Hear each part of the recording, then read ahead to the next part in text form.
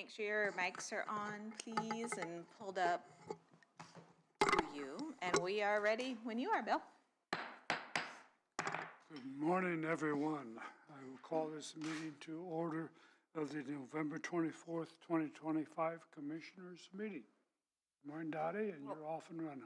We are, so I'm going to go ahead and let Morgan go over the things that she needs to talk about.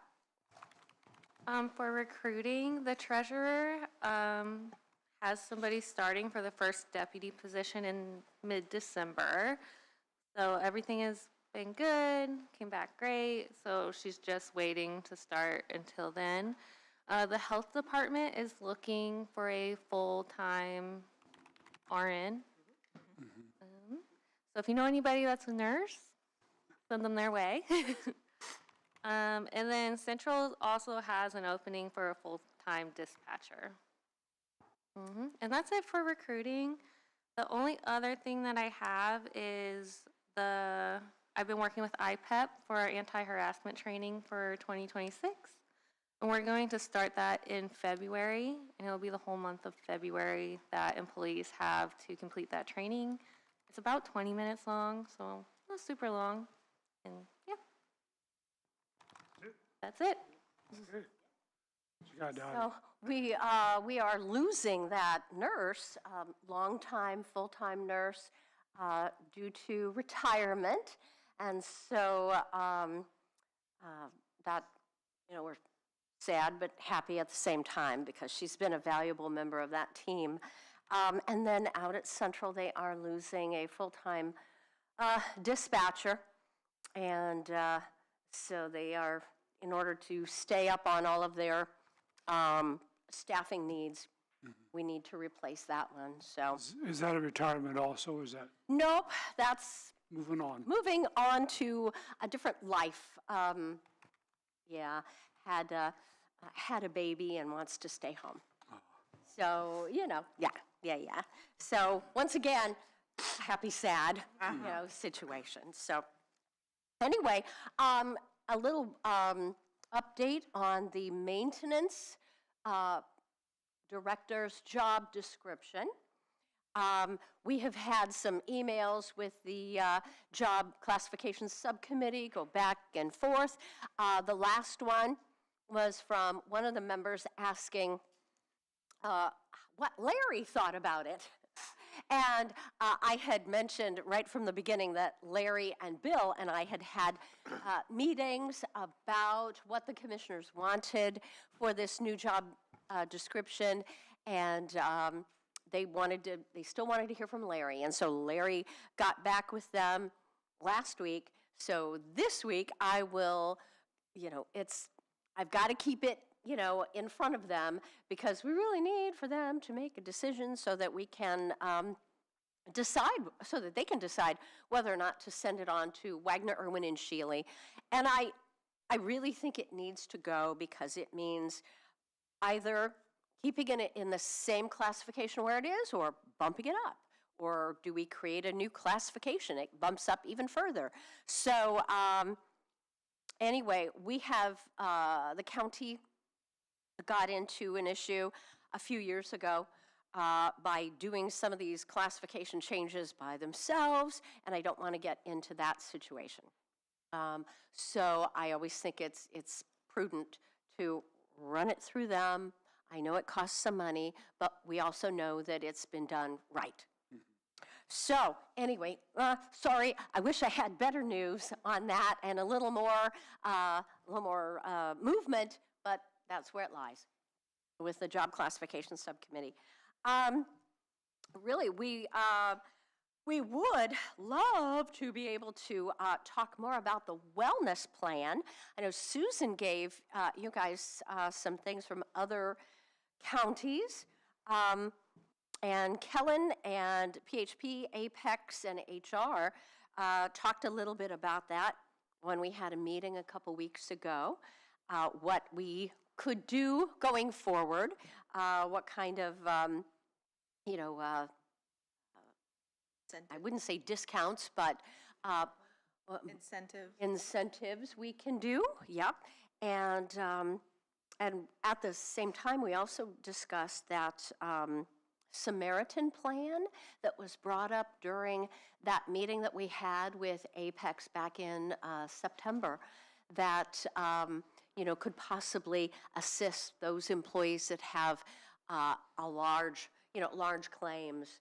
And so anyway, we probably would like to get you guys to really move on the wellness decision sooner than later so that our employees have the chance to do what is necessary to, to fulfill the requirements to get those incentives.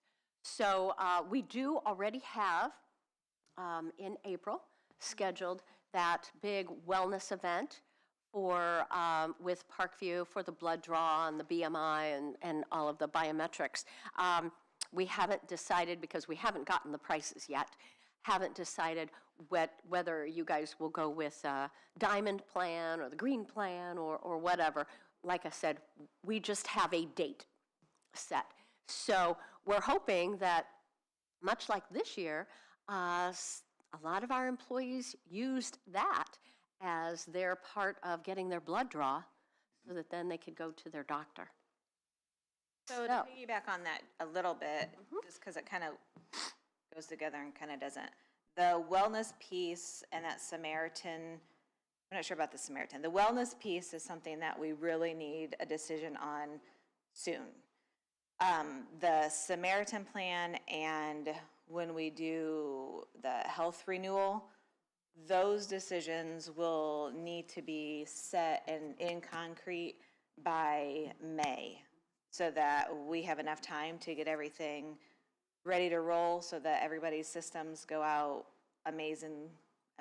We had a meeting on Friday with Celerex or Steel. Oh, that's not unlocked. Celerex or Steel benefits on the system that everybody's going to be seeing. It is amazing, and it's kind of like a little shopping cart. So as people pick their little voluntary insurances and stuff like that, and then of course health insurance when we get there, it will show you on the bottom right corner like how much it's going to cost you, and then when the health insurance goes in, it will actually show them how much the county is paying for them and versus what they're paying. So it's going to be wonderful. I'm very excited about it getting moving and ready to go, because I think everybody will be very happy about it. Yeah, I think it's really important that our employees understand how much the county pays for the health insurance, and their portion is, so little compared, to that big number. So I really liked that aspect of it. And speaking of which, you all received the email last week from me regarding the schedule for the sign up to schedule an appointment with one of the guides that can help the employee decide what kind of voluntary insurance that they might want. There will also be a component that if the employee doesn't want to sign up, that's fine. It's all voluntary, remember. But if they don't want to spend time with one of those guides, they can do it online. So it is so, we are trying to make it as simple as possible and be as accessible as possible. Next week, from Tuesday to Friday, and then the following week, Monday and Tuesday, pardon me, will be hours 6A to 6P. So for the guides, gosh, I'm starting to lose my voice, for the guides to come in, and we have some hours out at the Highway Department, and we have some hours out at Community Corrections, but most of the hours will be at the Annex on 9th Street. So we may or may not need all of those hours, but we're going to be, we need to be there. HR needs to be there. Somebody needs to be there to make sure that, you know, the guides get into the building and that they're, you know, able to set up and then be able to take, you know, take off whenever. But we will release whatever times that we need to. So anyway, yeah, it was a really great meeting on Friday regarding the steel system. We were very, very encouraged about what they offer. And the wellness program, when we start enrolling in June for the health plan, that wellness component will be in there. They will set it up the way that we need it so that if you have an employee who did not do what they needed to do for the, to get the incentive, that will not show up in their, you know, in their enrollment section. But if they did complete it, it will be in there for them. So they will see that amount of money also. So, yeah. Yep. But anyway, so decisions on the wellness thing, and I know that's a big part. And I know the county has been they took on much more of the cost of the health plan because we had so many employees actually avail themselves of that wellness component. And it, you know, it's hard to put a price on the return on investment. The employees who, through all of that blood work, found out something and they made changes in their lifestyle.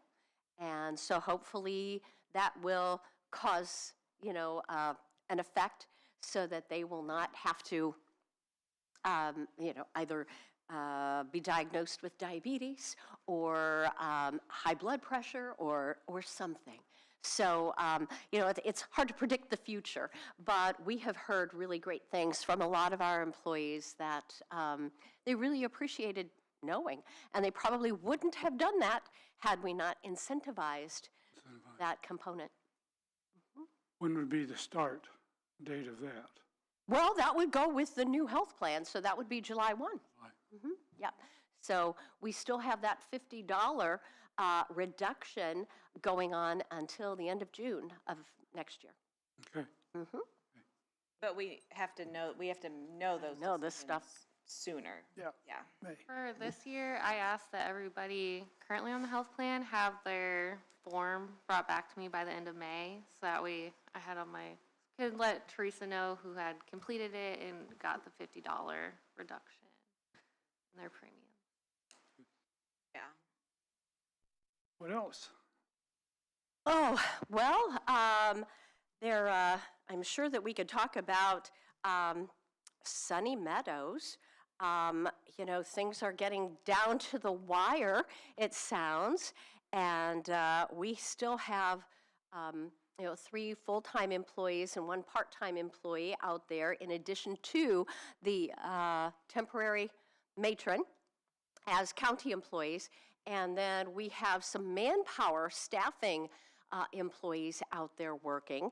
And I would think that with as few residents as we have, we need to really start thinking about how we are going to reduce that staffing level, you know, as well.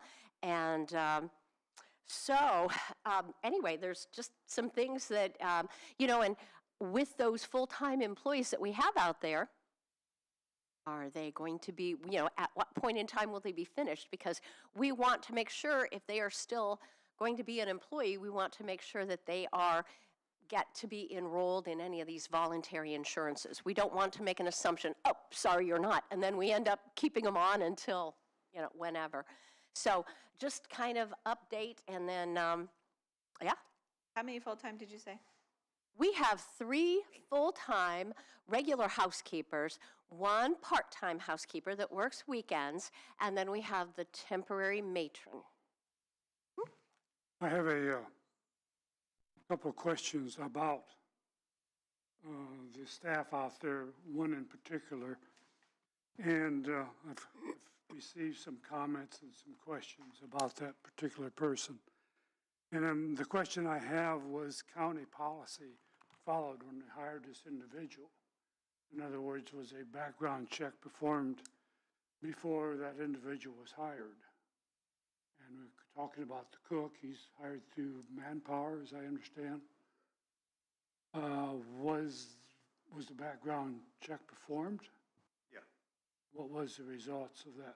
Well, I would just like to say I think we need to be a little bit careful, and I'm not sure where the line is there, but private confidential employee matters, we could do an executive session potentially for, if we're, talking about one specific person and their background.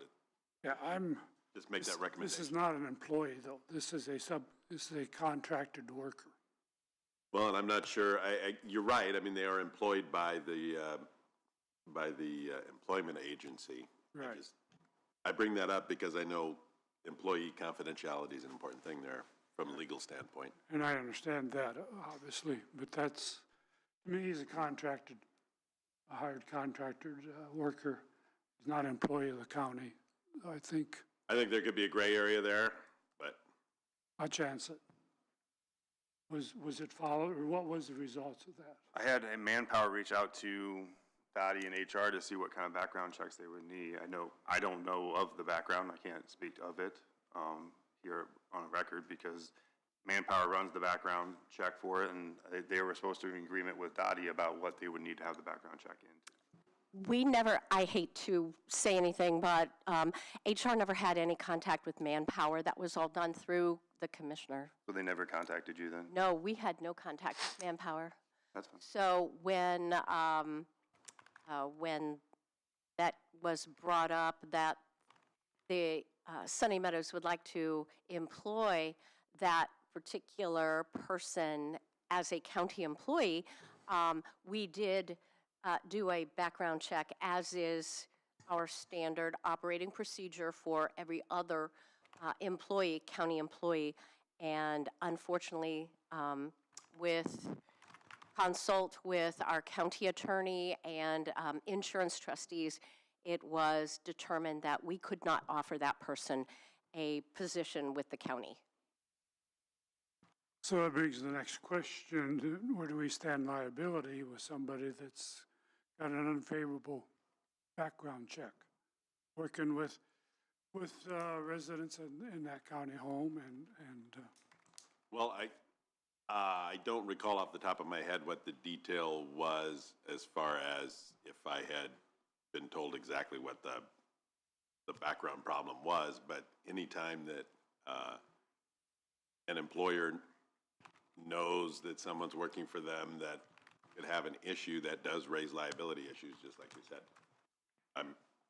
Wouldn't that liability be on Manpower, not on us, because we're hiring them through Manpower, so they're ultimately responsible for their employees?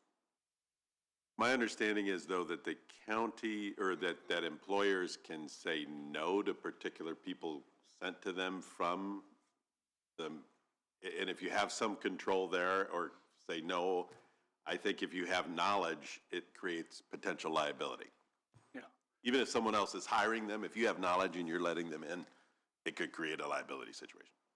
And as we've seen in another liability suits, they name everybody that's even close to the situation, whether they're involved or not. We've seen it with highway, and we've seen it with the jail, and it's so to say, well, we wouldn't be named is a far stretch, I'm afraid, as far as any liability. You can be named. I mean, we got named in the YMCA lawsuit. That's nothing even to do with us, and we got named into it. So That's my point. yeah, but just being named in it doesn't mean that we're going to be liable or have anything to do with it. Doesn't mean we're not going to be liable either.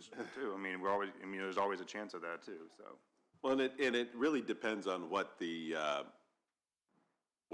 background problem is. If it's something that doesn't deal with the safety of people, then, but if it's something that's a super high-level felony or something, that would be different as well, potentially, versus some low-level misdemeanor that doesn't deal with the safety of people. I don't know how specific we can be here. My understanding was it could involve Safety, Safety stuff, okay. yeah, I won't go any I further wouldn't than get any that. more specific than that. Yeah, it could involve safety. Another question I have, how many hours is this individual being paid a week? It depends, because he's a cook, so he comes in early, stays later, and he also works on Saturday to help with the cooking on Saturday, and they've moved hours around. Per the several invoices, this person, let's see, the last one, the person worked 40 hours of regular and then 10 hours overtime. And it's been between 50 and 60 hours every week, yeah. For cooking for how many people? Well, as the census out there has gone down, and now I think we're down to, you know, three. Blah. So say, so an average of 6 maybe, going back a month, 2 months. That seems like a lot of, considering the fact we used to didn't have a cook out there. That seems like a lot of hours paid. We did have a cook out there. He quit when Angela, shortly after Angela did. And then Dale was going in and covering those hours plus everything else that he was doing until we got this individual to come in. And his last hours were Sunday, 6 a.m. to 2 p.m., Monday, 5:30 to 1:30, Tuesday, Wednesday, Thursday, Friday. So he's working an extra day. If you want me to cut back on the extra day, that's fine. Cook for 4 people. Still have to cook. I mean, Well, not unless you want to necessarily. change something completely around out there. We probably could have brought meals in for cheaper. Possibly. Is that a possibility? I mean, would that have been a possibility? Bring meals in? Considering the background issues and everything else that's going on with this individual. I'm open to ideas and discussions. If we want to talk about staffing, though, I did talk to Andrew, and I have talked to Kyle Pearson out there, that we need to keep 2 people on per shift out there to cover for liability issues. Yes, I thought about saying that too, that even if you've got just one person out there, it creates liability issues if you just have one person out there for one shift and then nobody overnight. You can't really do that. There's security issues, and then it's helpful to have 2 people as sort of a check and balance on just one person, and allegations can be thrown up if there's just one person there. Especially with the last person that's probably going to be there, not willing to be involved at all with us. So Okay, So there's going to be some extra cost just to avoid liability issues, I think, just till Yeah. you close it out. But I understand that. I think some of it is, yeah, I mean, I just, yeah. I just want to make sure HR is involved, that they're consulted with whenever we make any kind of move as far as hiring. That's their job, and they need to be highly involved in these situations. Another question, and this was brought up to me, a suggestion by an individual, and that would be a closing audit on that facility. In other words, what do we have out there? They think we need to have an audit as far as projects that might be out there, assets that might be out there yet, food that's left out there, and I know there's a considerable amount of food out there. I've got pictures the other day of the food in this Sunny Meadows, and it's quite a bit, it seems like, for, well, they just did a big order from GS, Gordon Food Service. It fell out the month of November and into December. So they did one big order and they were going to cancel.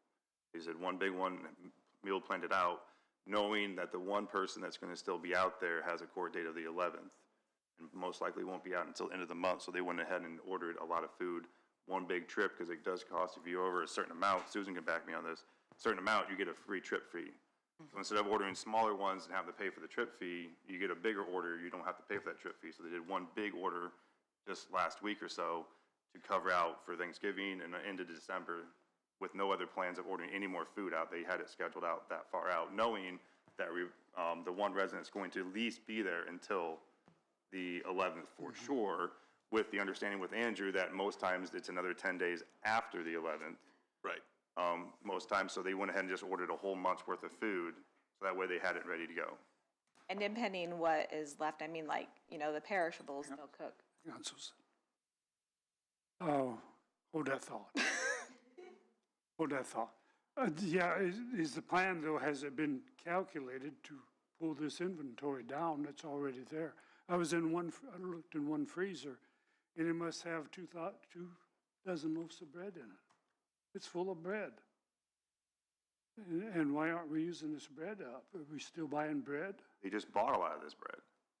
They just filled the order about a week or so ago, and you were out there on Friday. Okay, So they ordered it, and you came and saw what they just dropped off, What which they is just supposed to dropped. blast out until the end of the thing. okay. So they are decreasing it down with the expectation of one of the residents probably leaving after this week, with the other one possibly leaving sometime in December because she got accepted into a facility, with the one for sure not going to be gone until at least the 11th at minimum, and then whatever we decide after that will be decided after that. Because that comes down to the judge deciding on when that one actually would be. Correct. So assuming, as I think it's a correct assumption, that the judge will decide in our favor and order the eviction, the date can be chosen. Typically, the judge doesn't do anything less than 10 days. And then, of course, you've got the holiday season coming up too. But so I wonder if there's any leftover food. Is that something that the jail might be able to use? I don't know how they do their food services, but. I mean, there's been conversation with the jail and community corrections about what to do with the food. They're also. Do they serve food out there too at community? Well, I don't know. I just talked to Michelle and see if there's anything they would need out there. But there is a plan to jail? take care of. In community corrections, they use a catering service. All their food is brought in and warmed up. They don't cook. They don't cook. They don't have a stove. Well, I think the jail has a stove, Yeah. but not Community community corrections corrections. They have a microwave. Just so it's, like I say, we need to use these products up. Yeah, and that's the There's no. plan. Is Right. that they were going to We do one can't big order. resell it. We can't, maybe we can give it away, that's best, but we need to use it up and make sure it goes somewhere that's appropriate. Yeah, and that's why they did one big last order, and then they will kind of see at that point who is still there, with the expectation of 2 of me gone and just having Rebecca, I mean, the last resident being there at that time. The other thing, and maybe the most important, I'm not sure, is the suggestion of an audit. Where are we going to be at money-wise? How much money do we have left? How much money is yet to be spent?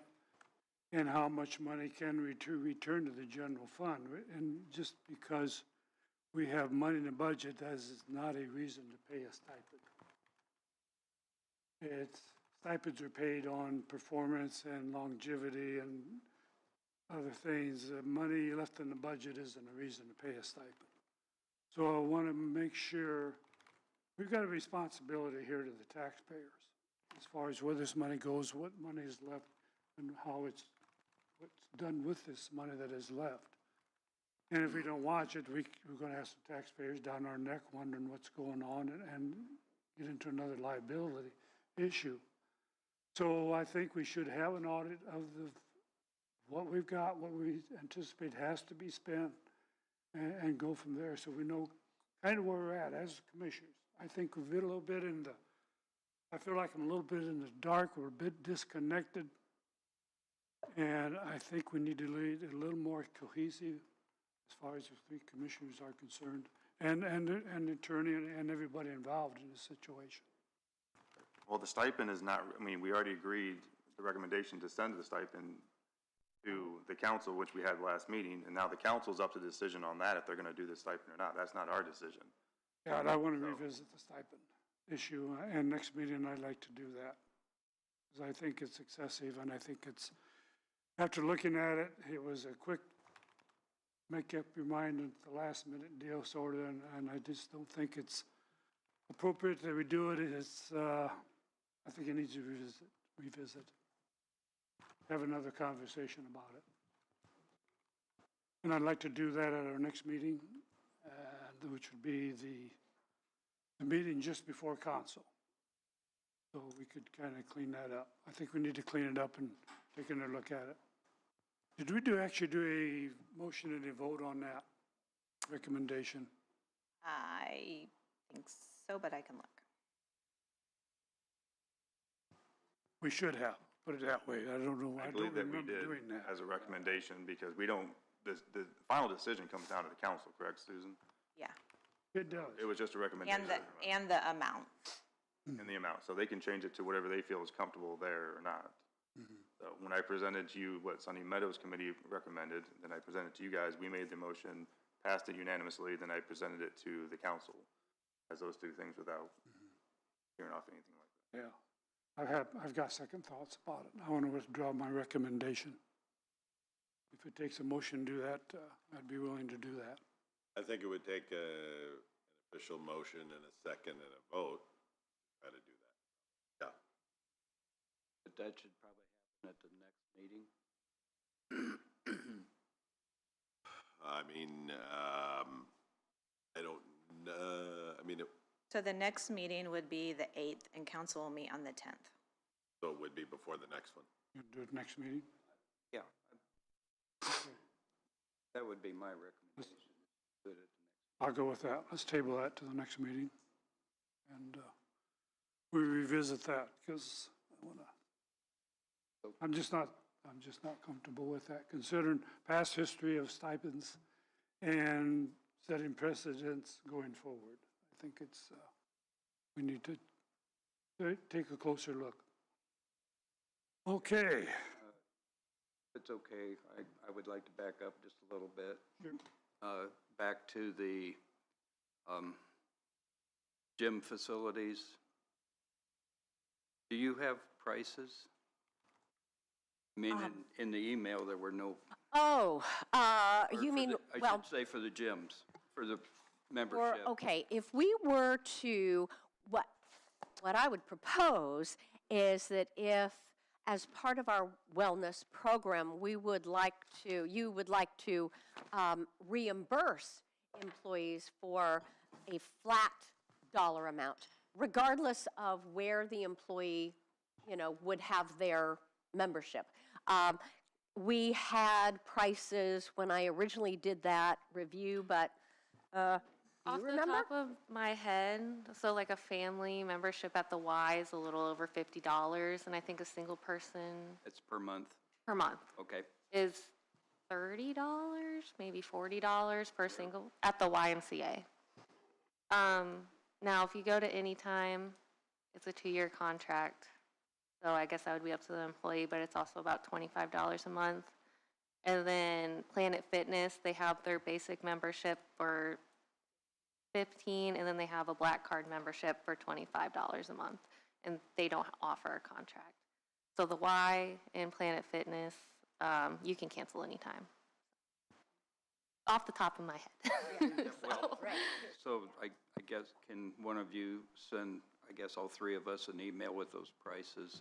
Because, yeah, I could write them down, but if you could just email that way, I'd have it in front of me. I'd I appreciate have it. this one that you had sent. Are Yeah, these, from the original? Yeah, that would be great. so are these updated, like current prices, do we know? Like, I know Planet Fitness is, I don't know about any, Oh, yeah, then I think I did. Yeah, you think they're current, like, I think, yeah, they were current, but we are happy to provide that information.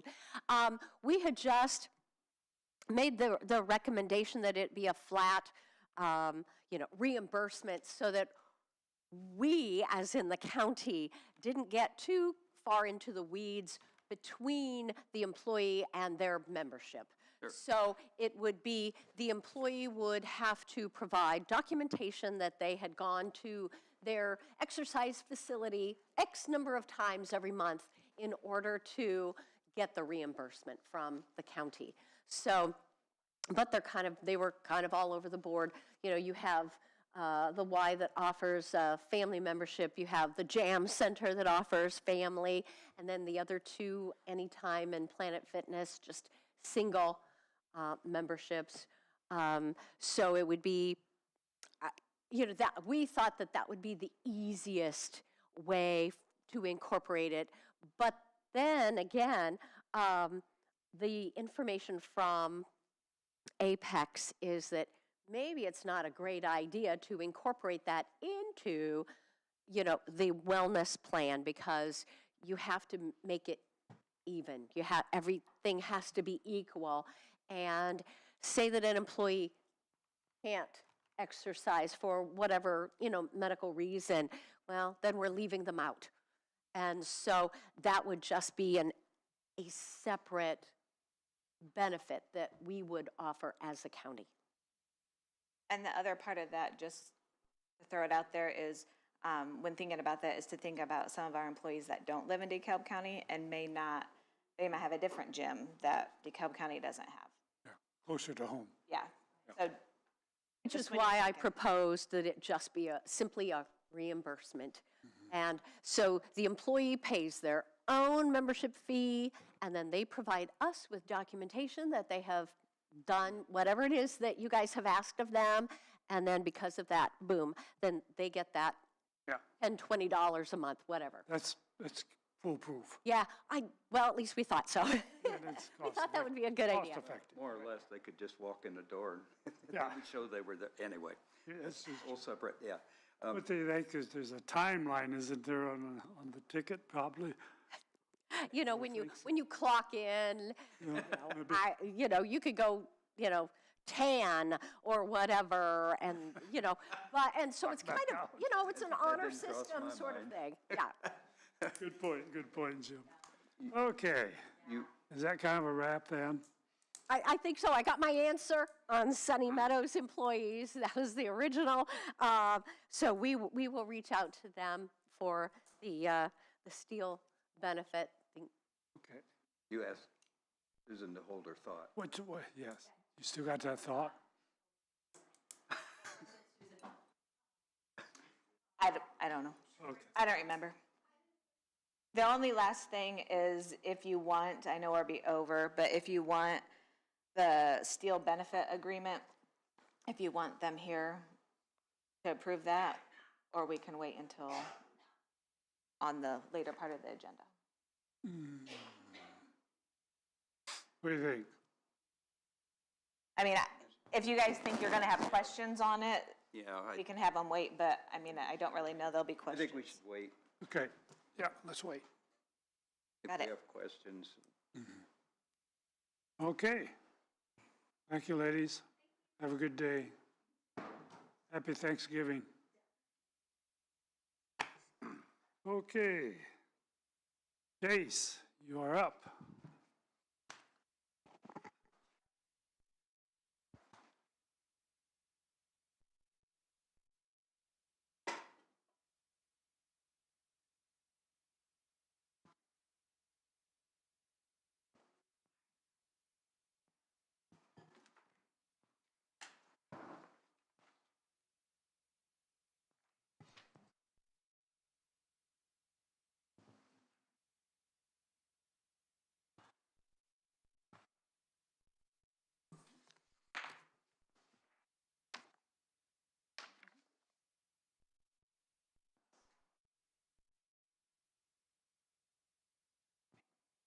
This is just a status hearing of the update on the properties.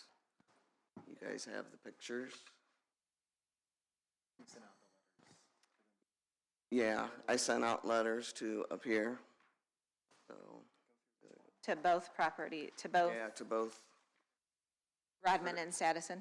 yeah, certified and also, Go through one at a, have them go through one at a time. That way, we're not confusing people that are listening and people in the audience. Sorry. Yeah, They're each separate. this is on. Yes. I mean, Okay. Just pull it closer to him. No, Jace's. Talking to the Which one do you want? mic. I don't care. You tell me. Pick one. We can do, Sadison. So this packet. Yes. Did the right one here. So the history of that is that, it's kind of like pre-COVID and post-COVID. Pre-cyber incident, the commissioner's consent was to give Sadison 90 days, 60 No, days, He had 60 days. which ended on, Um, So August 4th at that meeting. August 4th, the commissioner meeting is when they did that. Right. Which one? This one. The one with the photos on top. And his 60 days was October the 3rd.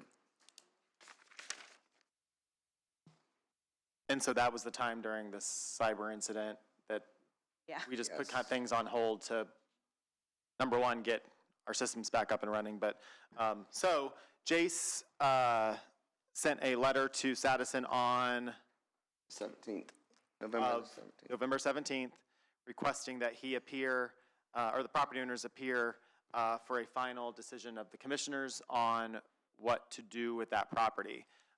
Jace explained the photos, explain what's been going on since that August 4th meeting up until the basically today, and then the notice to appear letter that you sent. You guys told me to, you wanted it inspected, the property, in 30 days. Oops. Yeah, speak into that, please. And then after 30 days, I did go inspect it. There was no progress. And then after 60 days, I went again and still no progress. So then I sent the letter certified and posted it on the door for a status hearing. Today. Yes, for today at 9 o'clock. So the photos that you have in your hand are from These are from this morning. this morning. Yes. Because I took some the other day and I lost them. They're in the cloud somewhere. Yeah, I know. What? They're in the cloud somewhere. In the cloud. I lost them, yeah. Well, they were what, a week ago, maybe, the pictures? No. So Jace, are what we're seeing today the same as what it was on or about August 4th? Yes, And there's been Yes, no correct. progress from August 4th until November 24th? correct. Okay. What's the address on this? 3562 County Road 75, Butler. County Road what? County Road 75. 75. Mm-hmm.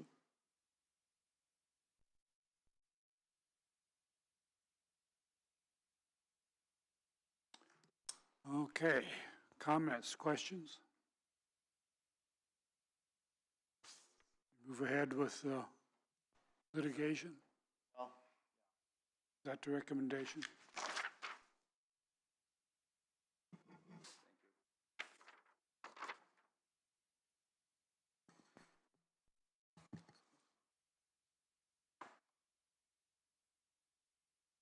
We do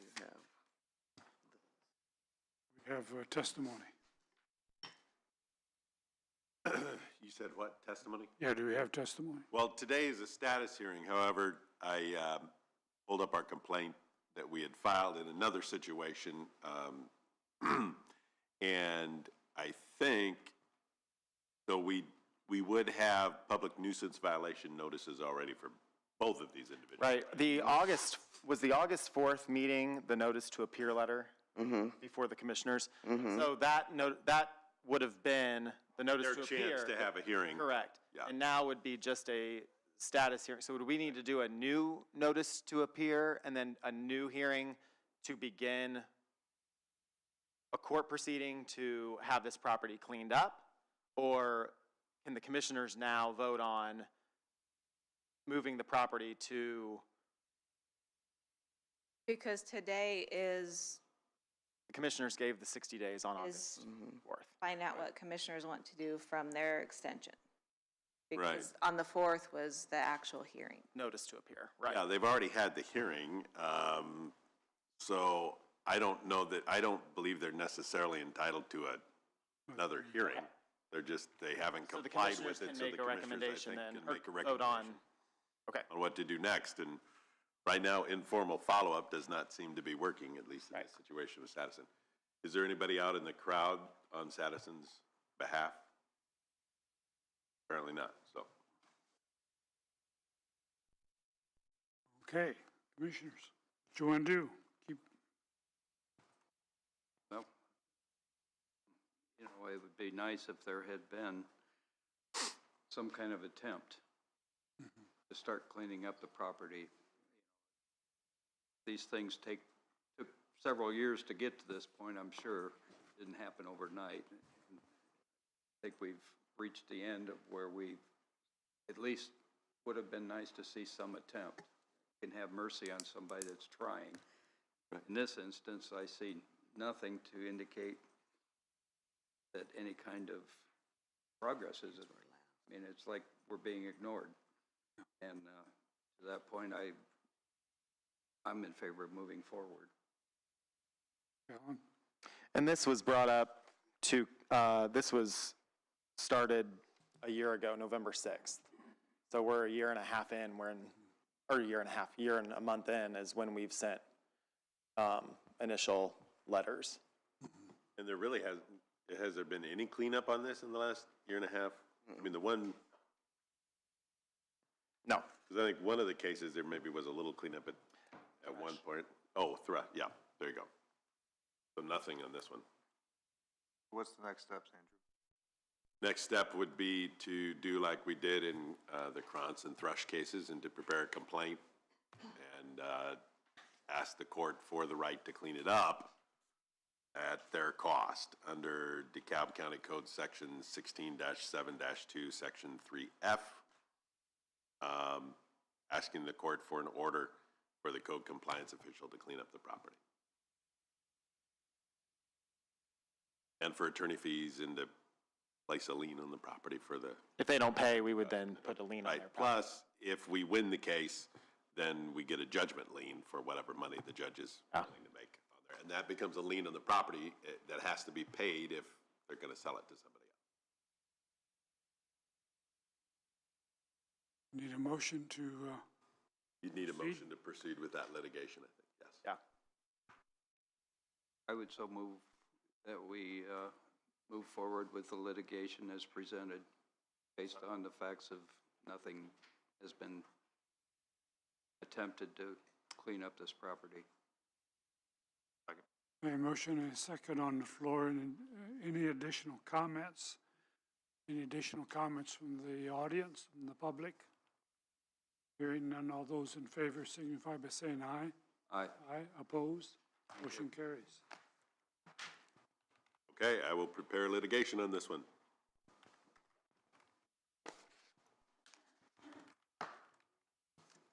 Okay, next up. The next, yep, go ahead. Next one's for Ronald Rodman. Again, on August 4th, you all voted to give him 60 days to clean up the property. Jace, go on. Actually, you guys gave them 90 days. Sorry. Yeah. And I went and looked in 60 days because you guys wanted me to go inspect. Nothing was done. And then went 90 days. Nothing was done. You guys have pictures? This is the 90 days? Yes. And just so you guys are aware, we receive complaints on this every 2 weeks or so from the mayor of Garrett, but also residents that live across the street from this. There's that subdivision, I can't think of the name of it right now, that we receive complaints on this probably every, like I said, every 2 weeks to 3 weeks. It looks like stuff is piling up on the street as some sort of sale.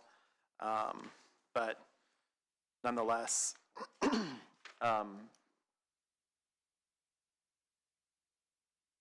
Jace can attest from August 4th that, and this is the same, there was a notice to appear, commissioners gave 90 days. Did they show up at that hearing? Yes. Okay. Yes, they did. Saying that they would have it cleaned up? Mm-hmm. So, again, these are photos from today, this Looks morning. like it's gotten worse, Chris, and Jason. I mean, I've not been I've not physically inspected them. Jace can attest to that, I'm sure. But Yeah, the pictures really don't do anything for it, but. Has there been I any- think it's gotten worse. you believe it's gotten worse? Yes. Okay.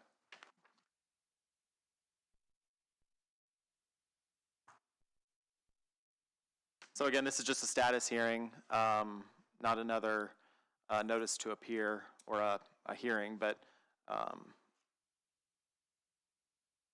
is Mr. Rodman or someone here on behalf? Okay.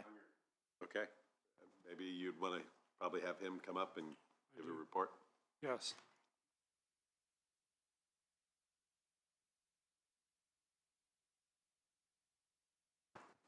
Come over here, sir. You can sit down 'cause it's hard for you to stand. Just make sure the mic's on. Okay, thank you.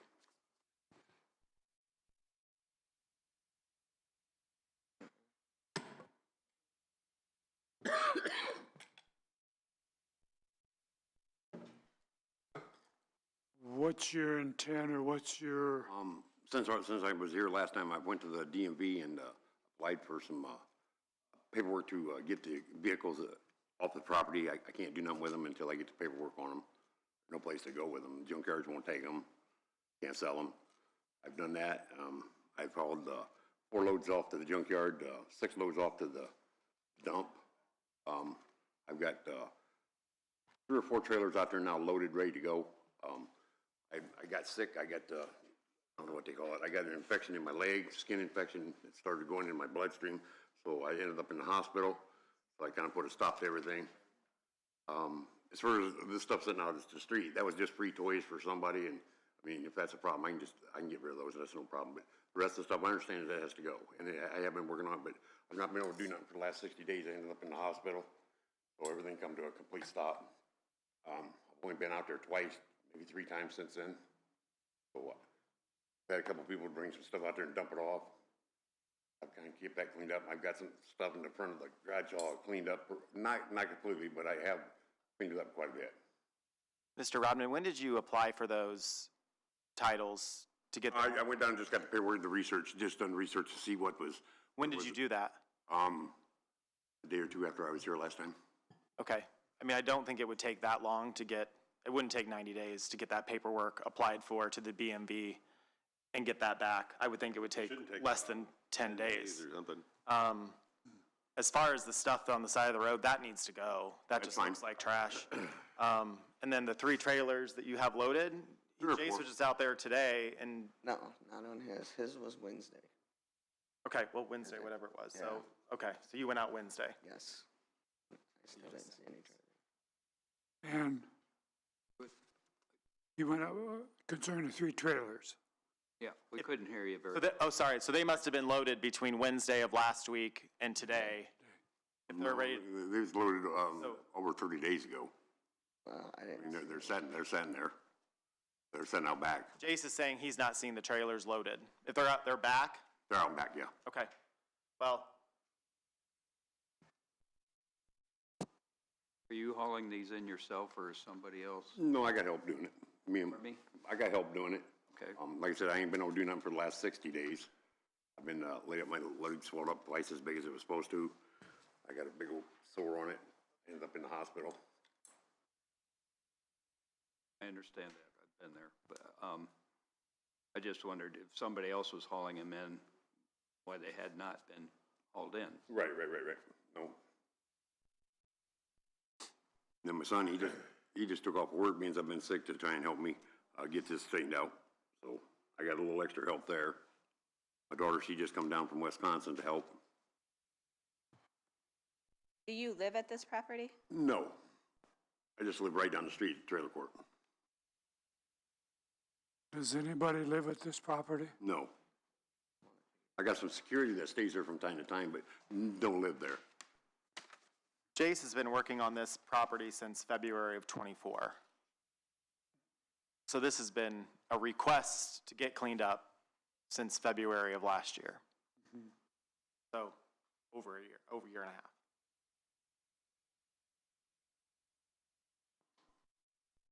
Thoughts, comments? There's a lady back there. Come up to the podium, please. Hit the button and turn on the blue light. On this, okay. So, oh, hi, my name is Christine. You need my last name? Yes. My name is Christine Wells. I've actually came in. And I'm sorry, your address? My address is Plover, Wisconsin. Well, normally we put all addresses on record. Okay, so, I've actually came and spoke with you guys before. I I've cleaned the property up a couple times when he was incarcerated a while ago. After our house burnt down, it kind of seemed to be an issue of people literally bringing stuff out and just dropping it.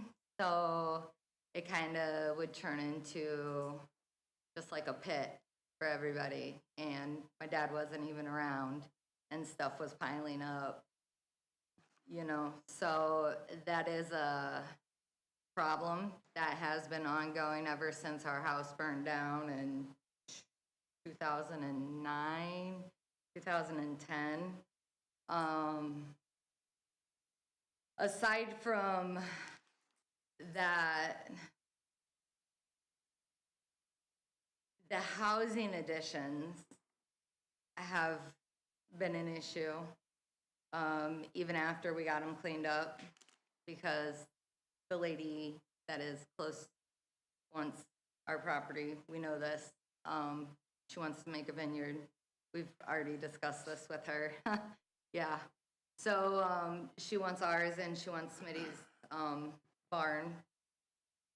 Smitty is, you know, our neighbor. So we know that it's always been an ongoing issue, but they did get the ground filled in. So where there was a big hole in our basement, you know, the foundation of the house, that is all filled in and flattened out, and it is smooth. It is actually, it looks really great. And it's been a massive hole. It's been a basement hole for nearly a decade, if not longer now. So Is that visible from the road? Like, where's that hole? that was visible from the road, yes. There is a porch, and then there was a big hole. And this, Behind the trailer? huh? Is it behind the trailer? The No. trailer's sitting like this? So- Yeah. the Is whole- it behind it's it? behind the trailer, yeah. Is it behind the trailer? You're talking about her, you gotta be talking about her camper. Okay. I didn't realize her camper was in the yard. It's not, it's pulled up to where the apartment was. Right, And then the hole's but right if you're actually coming down, like from Miller's, The west to the east. right, if you're coming from 327, you would have been able to see the hole from the road. Like, it was just, It's not behind the fence, it is was a it? big pit, no. There I was, think I know what you're do talking you know about. where there's a big foundation? It Yeah. looks like that was our porch. Okay, That was our enclosed porch, and right behind that is where the house was started. okay. I And mean, that's where that hole I think you're getting, that, this is probably all irrelevant to what we're talking about with the mess of stuff on the property. But what When I'm can that saying- get cleaned up? What I'm saying is that is progress. That should be considered massive progress, because now there's a huge patch of the yard that is gonna start to grow. It's gonna start to look nicer, you know? And I completely understand what you're saying about the stuff that needs cleaned up. If I could add, I was looking at some notes of county commissioner notes. I Googled it and found that in September of 2021, this sort of thing about Mr. Rodman's home was up for discussion in front of the commissioners. It said an initial inspection was done on the property June 7th, 2021, due to a complaint regarding several RV campers, construction materials, household furnitures, household appliances, garbage, and rubbish. Some improvements have been made, but then progress slowed or stopped by July 20th. On August 19th, Mr. White received notice that the property owner had been burning materials, possibly rubber. Mr. White was our code enforcement officer at the time. Let's see, several inspections on the property were done. A 60-day agreement had been worked out with the property owner. Then Mr. White informed Mr. Rodman's oldest daughter that another agreement for more time apparently would not be made there. So, and at that time, I think it said Mr. Rodman was incarcerated, but you had already said a little bit about that. So there was some discussion of cleaning this up in 2021. So just to add that background. And we did, we cleaned up a lot of it. But as I said, that is, ever since our house burned down, it's just been like a dumping ground. And that was even before the housing additions went up, you know? So now that the housing additions are up, it's a little bit more concerning, which is understandable, you know? Looking at the pictures, I don't see any postings of no dumping or dumping will be prosecuted. Why is it? No trespassing. No dumping. Oh, we should totally put that up. There's no trespassing signs up, but There is no. There are no There is trespassing. trespassing signs, yes. I've even contacted the sheriff and asked him if he could do a little extra patrol out there. I didn't know that no dumping signs were something that was like a legitimate. I'm not saying it's required, and I'm not saying anybody will pay attention to it. It wouldn't hurt to have them Yeah. out there as proof that And I think- you're trying to restrict this dumping. And if, Yeah. and if the property didn't look like this, I think people wouldn't be Well, apt that's to the thing. dump stuff on their property. Right. So, again, it's I mean, it looks been like. going on since 2021. That's the problem here. And I'm It's- trying Well, to work with them to get a fence up so that way it's more secluded in the back and people don't have full access. That would It's be not easier. So, privacy fence. with a yes, Lock gate yeah.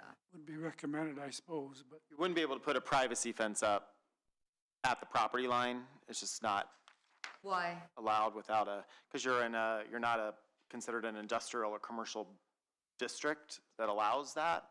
I have to look at the ordinance, but, You know, know, I only think- farm fences are allowed that are see-through or something? Is that what you're Correct, talking about? right. Okay. The housing district all the way around me, he's got privacy fences all the way around them. yeah, that's on the back and the side. I can look in our ordinance and get with you if you want, but again, I mean, the privacy, that's not gonna solve the problem, It just right? hides Like, it. you're just, Hides it. yeah, you're just, but it would reduce the dumping. It would If you reduce try- the dumping. it looks like they have a fence, Even a, a hog wire fence that, I mean, people would have to, Yeah, there is. people are probably, I mean, They're just driving the stuff driveway. is not being dumped at the side of the fence. So people are either dumping it over the fence, no, or they're no, driving it, drive in the driveway and drive all the way and back. that's, Yeah, you can drive all the way so around. that's the thing. There's no gate on the property. I mean, if I were you, I'd put a gate on the property. You can do that. You don't need to go to the expense, I don't think, of a privacy fence. A locked gate Just might put a help. locked gate on the thing and it would stop people from dumping. But again, But it still doesn't take care of it doesn't take care of the issue we have. visuals. so where do we move? What's the next move moving forward? I have a question. What did you, Bill, what did you guys do back in 2021?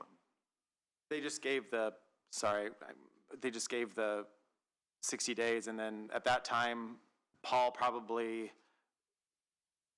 quit from the job, and then we were on the process of hiring someone else. The person that was between Paul and Jace only was here for, what, 2 or 3 months? Yeah. And then they both were full-time firefighters, and I think got into the job thinking it would be a good side gig, but ended up being too much time. So anyway, Yes, that Mr. White doesn't want to dismiss the case. He doesn't feel like we need to step in and haul things out just yet, but wants to monitor it. So it's just Okay. like what Chris was saying there. So it just kind of Just monitor it. fell to the wayside pretty much. What happens if we litigate this and clean it up? Who pays the bill? so again, it would be the same as the others. We would bill all of that to, well, depending on The what the county would courts- have to pay the bill first, and then it would be added to the judgment, and we would do judgment collections process, and it would be a lien on the property. So it would get paid potentially when the property's sold, or if someone is not uncollectible, then you can garnish wages if they're working and that sort of thing. What's the acreage or square footage of this property? Do we have that? It's an acre and almost 2 acres. Almost 2 acres. Chris?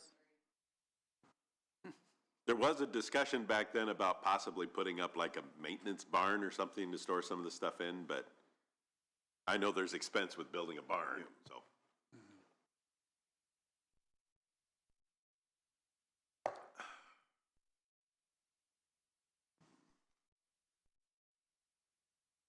The travel trailers and the the big campers, have been here since 2021? No. No? The campers and The camp, big two RV. campers were, The campers were, two of them were, yeah, but not the but the RV? RVs weren't. No. And you have licenses for the RVs? Actually, I just bought one, the other one's not mine. Is it still, is it Are a people matter of, living in them? excuse me? Are people living in them? No. We use the one kind of like an office, you know, so, I got a guy that stays out there overnight a few times. We've, had somebody break into the barn and steal some stuff and make a mess, and they tried to get into a couple trailers out there, and, you know, the more they steal, the less I gotta worry about, you know, so, I mean, somebody went out there and they literally throwed stuff off the trailers all over the yard. I mean, a bunch of metal and stuff, sheet metal. There's some sheet metal out there that goes on the barn that, they just made a wreck out there in the back of the yard. Somebody come out there and dumped a whole big trailer load of stuff. We almost caught one of them the other night on the camera, but they got away. What are your future plans for this? I'd like to have, you know, I mean, the time I lost about 60 days due to being in the hospital on my leg and stuff. I'd like to ask for just a little bit more time, see if there's some improvement being made, you know, and then we'll go from there. If no improvements being made, I don't see no problem with you guys proceeding with what you got in mind. I'm still not up to full health of working yet, but I can get around and move some stuff. Is that what you were asking, or did you mean like further? I think actually, I'm gonna go a little farther ahead than that. If, say the property's cleaned up, whether you clean it up or we move in and we clean it up, what would be your plan for that property at that point? You're gonna rebuild on that property? You're gonna sell that property? Actually, I'd like to put storage units on it in time, if that's feasible. I don't know yet. So you mean like, is that, hey, Chris, he had talked about his long-term goal for the property is to put storage units on it, probably like on, what is it, 40A or something out there by the railroad. Is 2 acres large enough? Well, probably it's not zoned right for a commercial development. So it's up to Garrett whether or not, okay. Yeah. But the public nuisance ordinance still fall on the county. Yeah, right. In the Sorry, Garrett's ETJ, ETJ, yeah. But as far as for, if this was in DeKalb County, I don't know that 2 acres would be large enough for a commercial development like that anyway. Put storage units on, I don't know. And it's not even 2 acres. It's not even It's 2 not even 2 acres, acres, no. yeah. But, I mean, in It'd have to be Garrett zoned zoning, commercial. it's zoned residential county, so for them, that means it's residential. So you they'd have couldn't to go build through some commercial sort. storage units right now as it is. It's residential. Whole property's residential. One half isn't commercial anymore? No. So Garrett gets to control it because they have an extraterritorial jurisdiction. A lot of the cities and towns in DeKalb County do that. So they don't control everything, they just control the zoning in a certain area around the town. You guys are in that area. Okay. Recommendations, comments? This is a difficult one. Obviously, since the gentleman hasn't had the leg infection since 2021, I don't believe.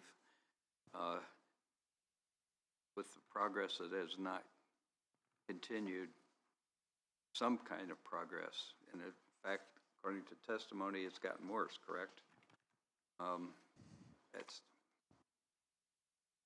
It's not conducive to a good environment, no matter what. I guess my recommendation is we move forward. I'm trying to make sure that I have the best interests of the gentleman, because I've had infections and I know they're long-term, and on the second part is that, you know, here, we've been on this since 2021, and those 60 more days, if it gets cleaned up, that would be fantastic. And my comment would be that if cleanup happens between now and the time that we would file with the courts, we would drop the lawsuit, right? Like, we're not gonna move forward with something if they get it cleaned up within 30 days. Yep. So by the time we get the paperwork filed with the court and Correct. get a hearing scheduled, we're probably, and with the holidays, we're probably 45 days out. Sure, absolutely, because Or at there's- least we 30. file a suit and then the other side has a time 30 period days to usually. respond. Yeah, it'd be, you have to get service on them and then they have 20 or 23 days to respond. They can, potentially ask for more So time. what I'm getting at is that if they decide to move forward with the lawsuit to get this property cleaned up, you would have time to get this cleaned up. Like if they work this next. Correct. Well, after Thanksgiving, let's say the week after Thanksgiving, and they're working really, really hard and we can see they're cleaning things up, I'm sure they'll let me know and we can deal Well, with we'll that, so. go out and do inspections Yeah. still. So things can, meaning that it's not the end-all, be-all, right? Like, you would hope that people would be cleaning up so they don't have to come to court, but We've got a gentleman who wants to make a comment. Would you come to the podium? Can I ask a question real quick before my brother steps in? Real quick. You can ask a question? My name's Shane Rodman. Address? Defendants. Shane, where do you live? Address. 111 North Franklin Street, Garrett. Thank you. So you guys don't have the pictures from 21, but we did clean it up. This is being looked over. I understand that it's a problem, but in 21 it did get cleaned up. And there's pictures somewhere. I don't know where they are, but you don't have those. All you have is the mess. So it has been cleaned up. I realize that it's a problem at this time, but it did get cleaned up in 21 when he was in prison. We rented a dumpster and we threw everything away, and it looked decent at the time. I realize it's become a mess right now, and I've been busy with life, and as we all have, he's been sick and stuff like that. But it did get cleaned up in 21. Thank you for Okay. sharing that. I think the recommendation, though, is that we move ahead with the litigation. That will still give them time, another 30 to 45 days, Good. Yeah. and then we can pull the litigation. She had a question. I do have a question. I know the whole property is of concern, but what is the biggest focus right now? Like, is it what is seen from the road? Is it what the housing addition can see from their little trail sidewalk that they put in? Because they ran that right alongside our property line. You know, what? everything would be concerning, and I think that if the commissioners Right, but- decide to, if the commissioners decide to move forward, Jace would be happy to meet you out there anytime from now until maybe Wednesday and talk to you about what needs to get cleaned up immediately. And then, but everything needs to get cleaned up. It's not like we're just saying stuff in this side of the Right, fence. right. So, I think the loose items, if they could get rid of those, that might be one first step to take, but it all needs cleaned up. and I think everything's loose. Oh, everything's loose. Yeah, I mean, My there's, big thing is, what would you guys consider progress? Like, great progress, you know? Done, done. done. At this point, it's been, Right, I would mean, love that. done. yeah. I can't stay here forever, so that's an unfortunate thing, but to make people happy and appeased. Or at least notice. Yeah, noticeable, you know, because I know that there's other properties around that have worse conditions and aren't even on the radar, you know what I mean? They do So- not have a complaint filed against them, though, that's. Well, you know, they didn't also have housing additions built right up on them either. And that makes it, I mean, we were cornfields when we moved there, so, you know, it's a whole thing, but to appease people, I would kind of like to know a good starting point, you know? Well, everything can't go right away, you know? That's not gonna happen. Well, I believe We have to that, start somewhere, I so believe just the start at least. notices, the notices, even clear back from 21, explains why it's Yeah, and in non-compliant. 21, that's what my brother was saying. In 21, we did exactly what they wanted. well, They So were then, happy. so if that made them happy, So- then and that the probably would notice, be the they wanted start. the front. the front, what you could see from the road. And that's what we did, and they were happy. Almost makes it more egregious, so at this point, it was cleaned up, what's not been left to go back. And that's not progress. That's regress. So I think we need to move forward, and it needs to be done. You got 45 days till litigation hits the court, Okay? basically, Yeah. and get it out of there. Exactly 45 days, but roughly. But, Yeah, the litigation. I'll make one yeah, comment before here, then we can 45. go on to a motion. There are companies out there that can help. I actually run one of those companies. I will not help you in this situation because of the conflict of interest, but there are companies that you can hire that will come out and they can get this stuff cleaned up in a couple of days. It does cost money, but you have to weigh off what you're gonna get from the court costs and lawyers' costs versus what you can do to get this done pretty quickly. So I can give you a list of those names after the case if you would like them, or you can Google them online. But I'm one of them. I will not help you just because of the conflict of interest here. But there are plenty of companies that can come in and clean up a property, get everything rid of, get dumpsters, take care of it all, so. Is it called a junk removal company? Junk out, hoarding, you can use any of those key terms that will automatically get you a couple of companies that will come out and the prices range to pay what you want done. Is that typically what the county does when they clean up a property? They call in a company? And then those fees are just passed along to Yeah. the person? It'll probably be cheaper for you guys just to go ahead and do it yourself versus us hiring somebody to do it for you and then charge. There'd be judgment costs as well as court costs, our attorney fees piled up in that. So you're probably triple what the cost would be. Understood, understood. Okay. So with that suggestion, I'm gonna make the motion, because you do have time, like Andrew said, that it's gonna take a while before we even get to that point, that I make the motion that we continue forward with Litigation. Begin litigation, right. I will second that motion. Okay, motion and second on the floor. Additional comments? Comments from the public? All those in favor signify by saying aye. Aye. Aye, opposed? Motion carries. Thank you. Okay. That conclude business? For those two items, yes. But I don't know if you guys had anything else, but. Well, we always are over, I mean, we have been. The only other thing that would pertain to them would be the new ordinance, first reading. Let's get back, let's get drug-free in here. Okay. We're running behind and, yeah, Not a problem. let's do that. Drug-free, Becky, come on up.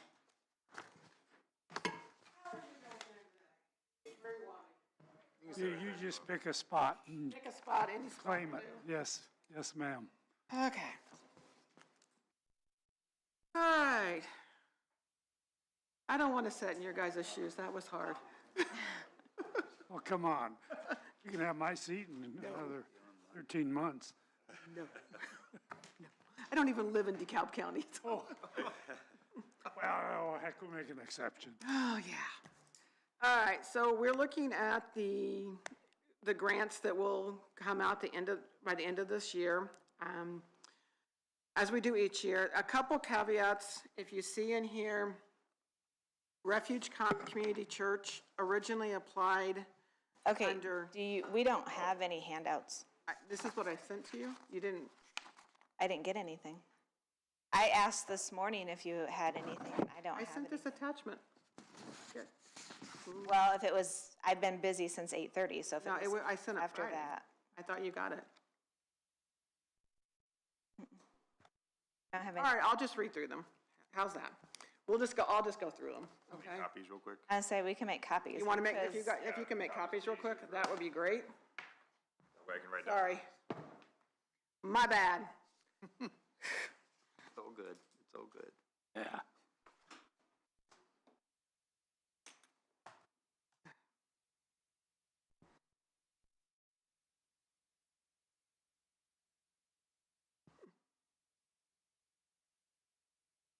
You guys got a busy schedule all day?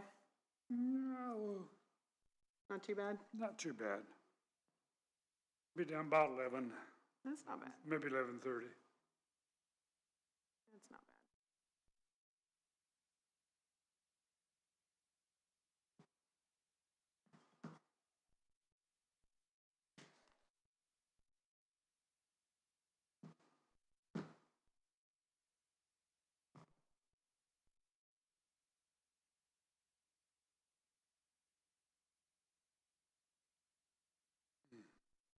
I wonder if the attachment didn't go through when I emailed it. I did try to email you guys the 2021 minutes, but it bounced back for some reason, so I'm emailing Besa. This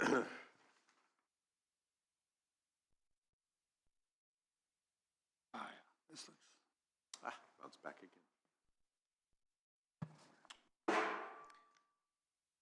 All right. So I'll go back and start. If you look on page 2, under Refuge Community Church, there's a note that it was not fundable because it was under inspiration. Last year on our grants, we had of our grantees, Inspiration Ministries received $1,000 and Monarch Foundation for Addiction Courts received $2,100. When we grant the funds, there are certain criteria that our grantees are required to meet. It's in their signed documents, including being active participants in the council, which it means they have to attend at least 5 out of 11 or 12, depending on the year, drug-free DeKalb County meetings, present a 5 to 10 minute oral report by September of 2025, provide progress and expenditures reports by September 2025, and participate in at least one drug-free DeKalb County sponsored community activity. Unfortunately, Inspiration Ministries and Monarch Foundation, neither one met those criteria for 2024 or 2025. Monarch and Inspiration different? Yes. Okay. Yeah, they're two different entities. So those two then would not be eligible for funding for our new cycle for 25-26.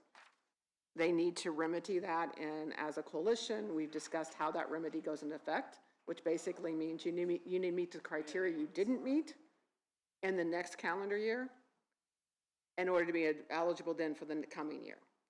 So that's important to note why when we look under the treatment category, initially we said Refuge Community Church was not fundable because they were applying with Inspiration Ministries 501c3 because they fall under that.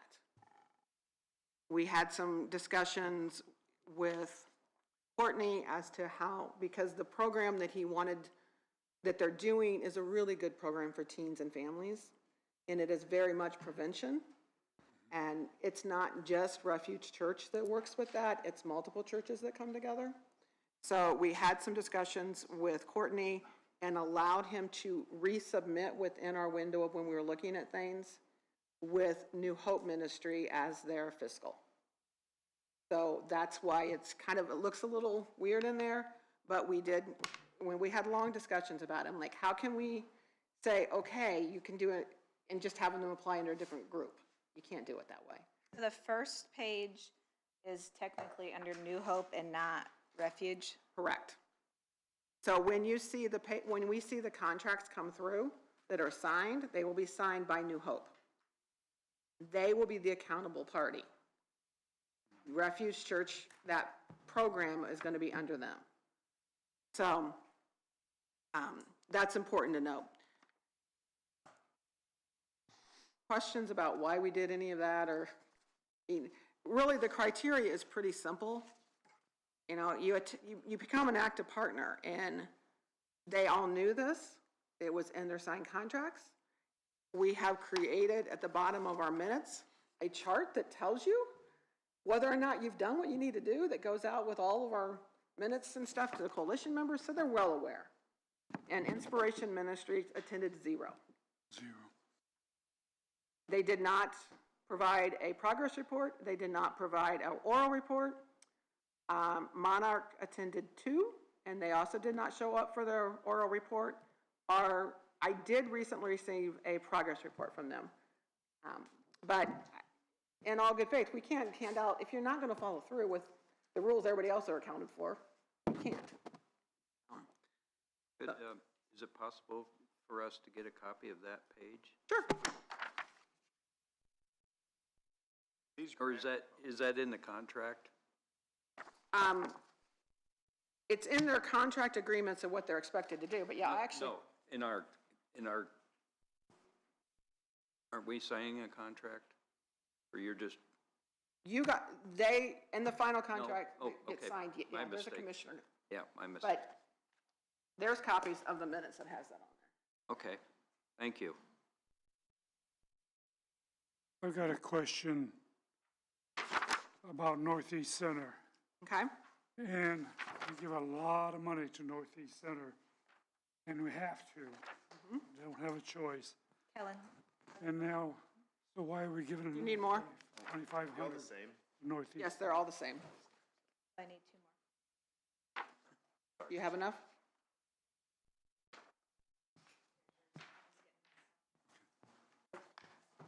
Question, Northeast Center. Why are we giving money to Northeast Center? So the way the Northeastern Center dollars are Northeast, done, One sec, what would you ask? I'm sorry, I didn't hear you. Northeast Center, $2,500. We give Northeast Center $400,000 a year. Thank you. Why are we giving them 2,500? fair question. So Northeastern Center has, in the past, at times received money through the grants for drug-free DeKalb, drug-free Noble, all those kind of things. And those dollars are then used to offset the cost for an individual who's coming in. Maybe they're waiting for insurance, or they have co-pays to their insurance, and they're not able to afford them to be able to be in treatment. So it is done for that minimal cost there. I did have some discussions with the CEO of Northeastern Center about this request, because we have had times in the past that they hadn't been able to utilize all those dollars, and they've had to return the dollars. And so, not in this county, but in another county. What the response is that they are seeing more people coming in without any insurance. And as they're seeing changes with that, they're not being able to get them onto an insurance, or there's been a delay in being able to do something. So in order to get them into immediate treatment, that's why they're asking for those to cover them so that they're able to do that. But I completely understand that they get a lot of money from the county already. Why am I not seeing them on this list of participation? Who? Because they did not have a grant last year. Those are only grantees. So if they did not have a grant last year, they're not They wouldn't be included on on that, there. obviously. Okay. These state grants or federal grants? These are actually not state or federal grants. These are monies that are offender fees that go into drug-free community funds at each county level. They are then, 25% of those dollars go to the state, the remainder stay here. Of those dollars left here, 25% can go to administration fees, so like my fees to be your coordinator. 25% go to prevention, 25% to justice, and 25% to prevention. Those are by statute. I can't go, oh, I want to give more to prevention. I have to do it by the way they say. We in DeKalb County have a little bit more than what was collected for the previous year, because there was a time period when DeKalb County's monies were froze with an IRS issue, so we couldn't disperse them. That was before I came on board. Once we came on board, we talked with you guys a lot about, we had this bigger chunk of money sitting here, and we didn't want it all to go out in 1 year.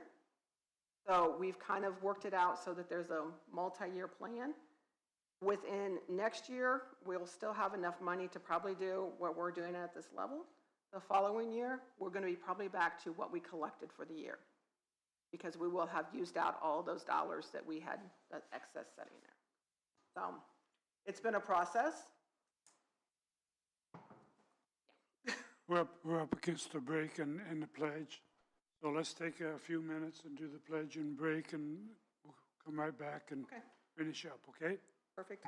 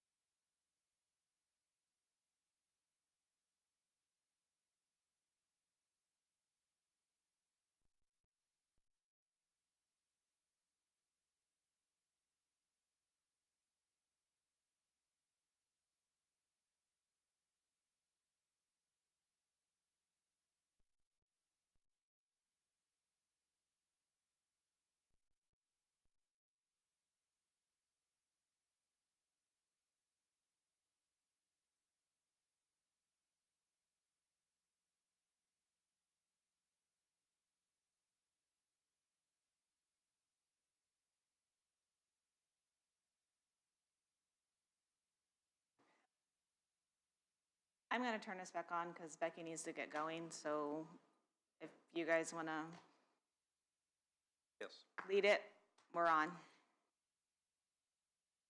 Can we go ahead and start? Yes.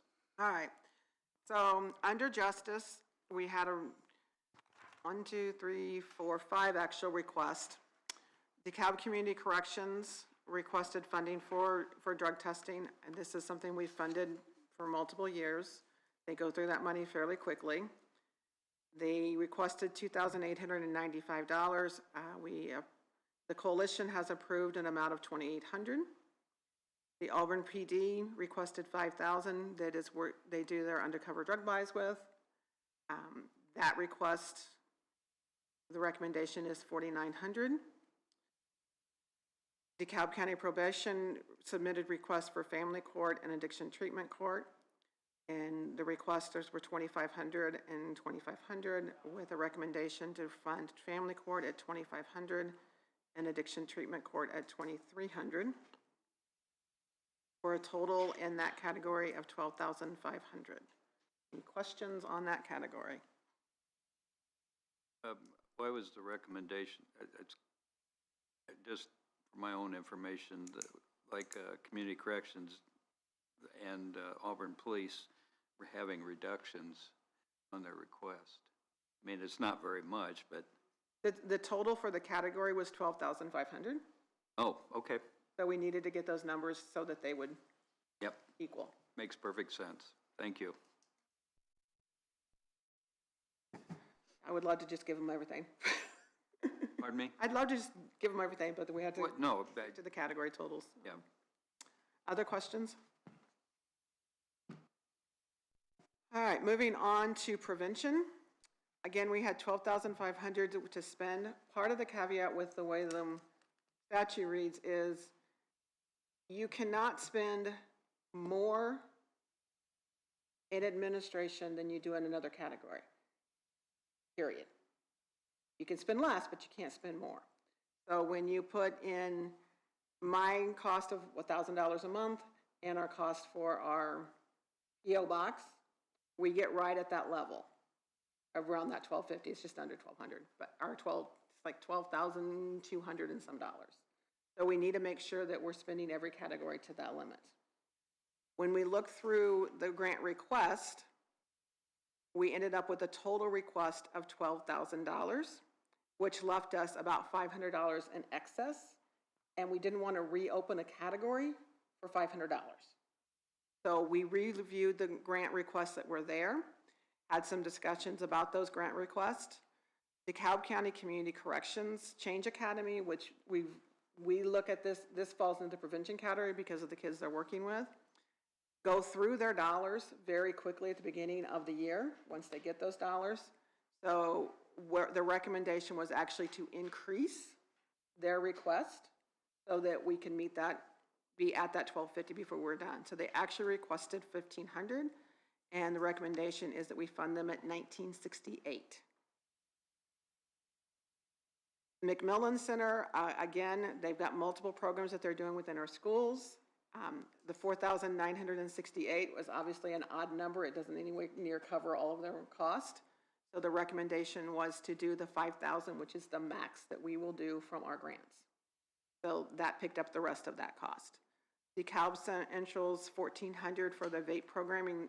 It's a license, so that is the cost. So we didn't feel there was any adjustment need to be in that area.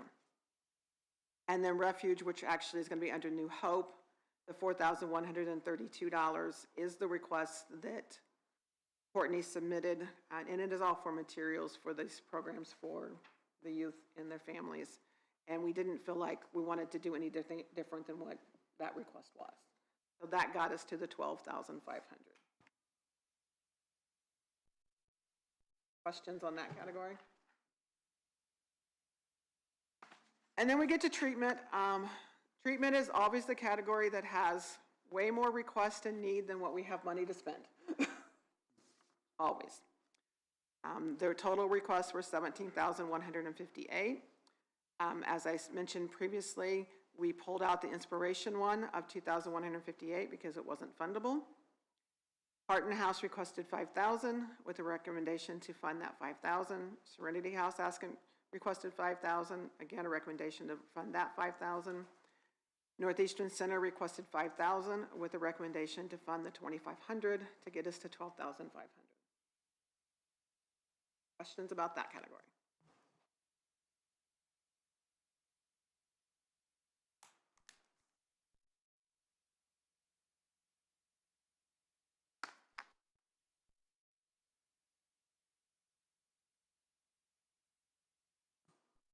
You look perplexed. Do you still have questions? I am perplexed, very perplexed. But that's for another conversation, another time. And it will happen. No, I have no questions. I think explained the questions I had and satisfactorily. And if Northeastern Center is not able to utilize those funds in the way that they said, then they will be required at the end of the year to return those funds and they go back into the account. I see. So, and that has happened before with both Bowen Center, not in DeKalb County, but in other counties, with both Bowen Center and DeKalb and Northeastern Center, where they've had that dollar sitting there for those scholarships to cover. And then because insurance was able to kick in and they didn't need it, they returned that dollars. So That's for all recipients, not just those. Oh, yeah, two. it's all recipients. Anybody that doesn't use it has to return it. So one of the things that I am sending out, when I send out, because nothing's signed yet by anybody because I need your guys' approval.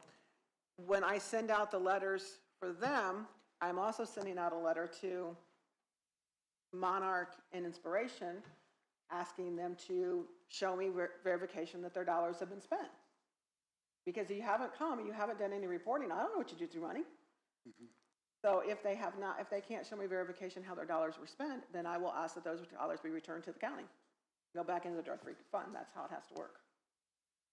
They have till the end of December to spend out dollars. Questions, comments? Makes sense to me. Yep.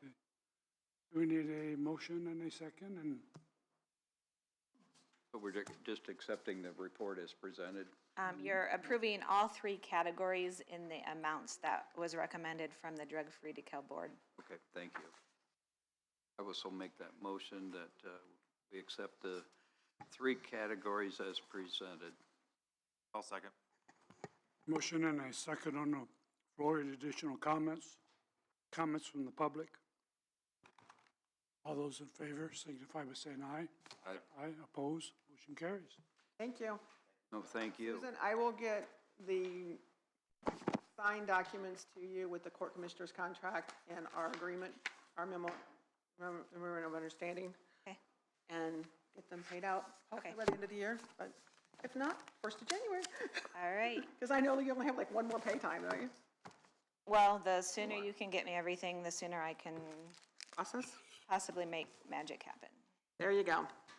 Well, thank you so much. You guys have a great Thanksgiving. Well, thank you, you as well.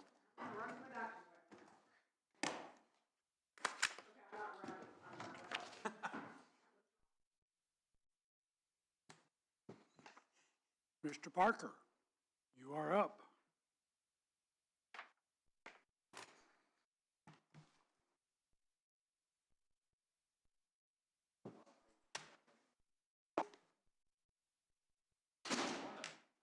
Morning. The first thing, I did have Brian, Mr. Rothgeb, I gave him the 10:15 time that we would be discussing the County Road 17. So we do need to do that one first, please.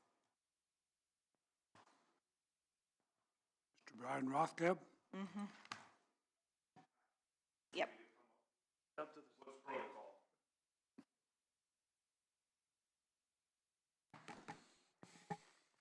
Thank you. Appreciate the time today. Sorry I wasn't able to be here 2 weeks ago. I was sick, so I apologize. I didn't figure that everybody else wanted my flu. So thank you, and thank you, Susan, for getting me on the schedule. I appreciate it. So what I'm here for today is I wanted to talk to the commissioners and advocate for the construction project of County Road 17 to be started in June, and the contract verbiage to be changed from a due date in September to a start date in June.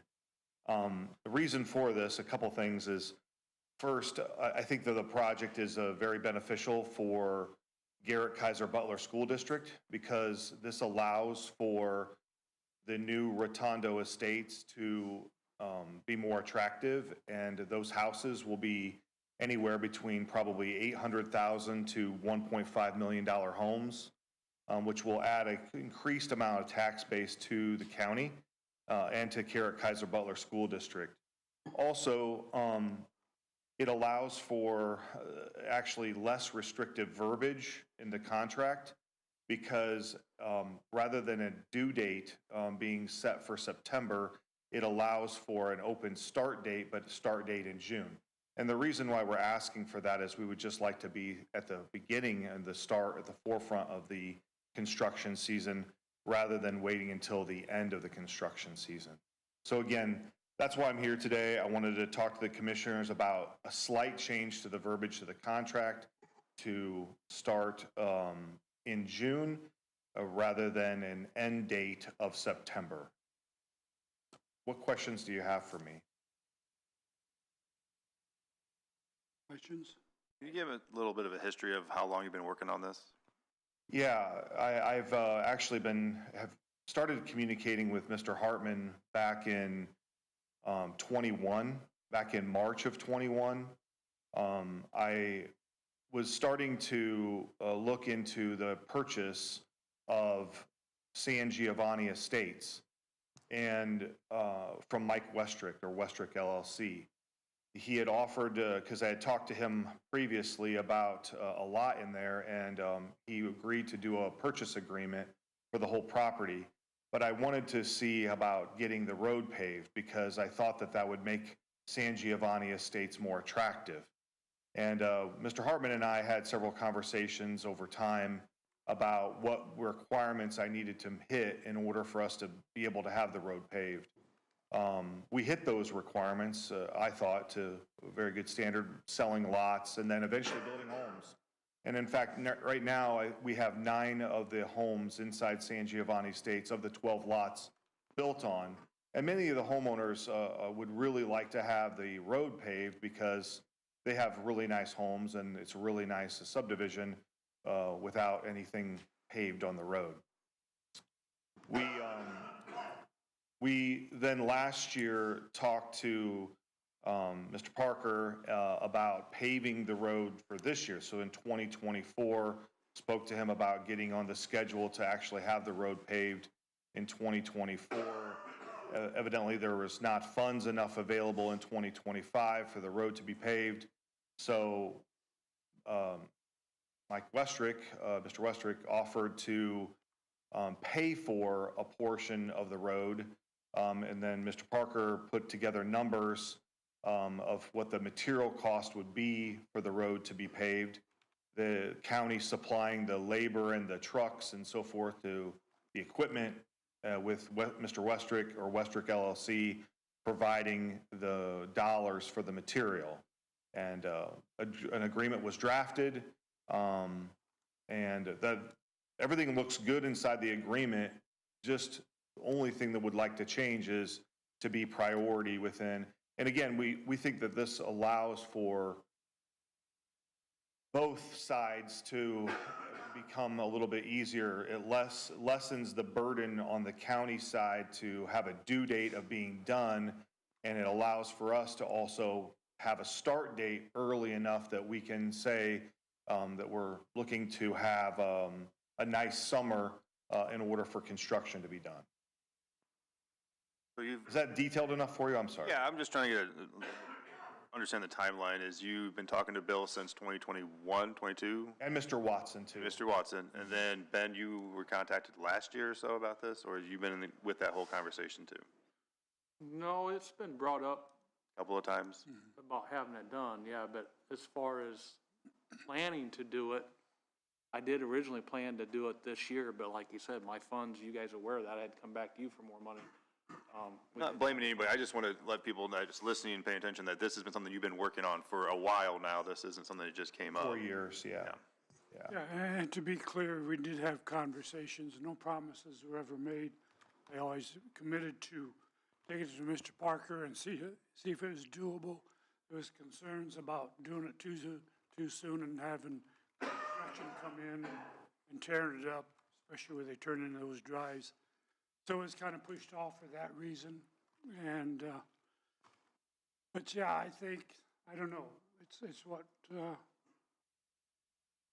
we try not to micromanage the highway department. That's Mr. Parker's I understand that. responsibility and job. So, you know, Yeah, I don't try to lean on him to do particular projects, not have, yes and no. But it's just complicated. It's always the money. Always forever the money. But, I don't know, Ben, what do you think? Can we do it? Well, you know, here's the thing I'm looking at. We planned on doing it next year, okay? The guidelines was put into that contract because when we're in a contract, we're bound to them timelines. That's why we extended that out, because we always have the unknowns in life. You know, we have the unknowns of this winter, how if we get another hard winter where we lose a lot of roads, them roads will take priority in the spring, early summer, because public safety is number one. There is a possibility that that could be pushed out till July or August. It will get done next year. I don't like to commit that we'll be right in there first thing. It is my plan to be in there first thing.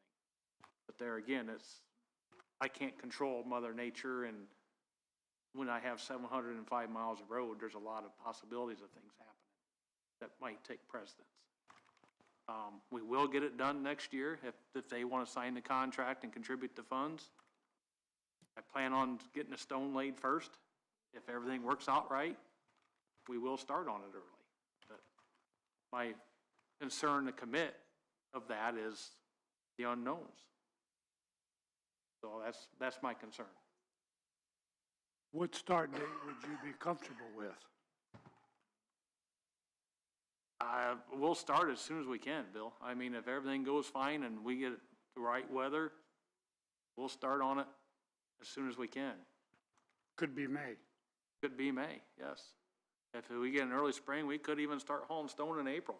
I mean, it's just, I'm not trying to be difficult, Brian. I've got a lot of infrastructure I gotta look out for, and yeah, I understand that. I just feel as though that this verbiage change allows for the county to have a less restriction on it than we're just asking for us to be the start, not to be the afterthought or later on, because it allows, right now with the verbiage, it allows for the end date to be in September.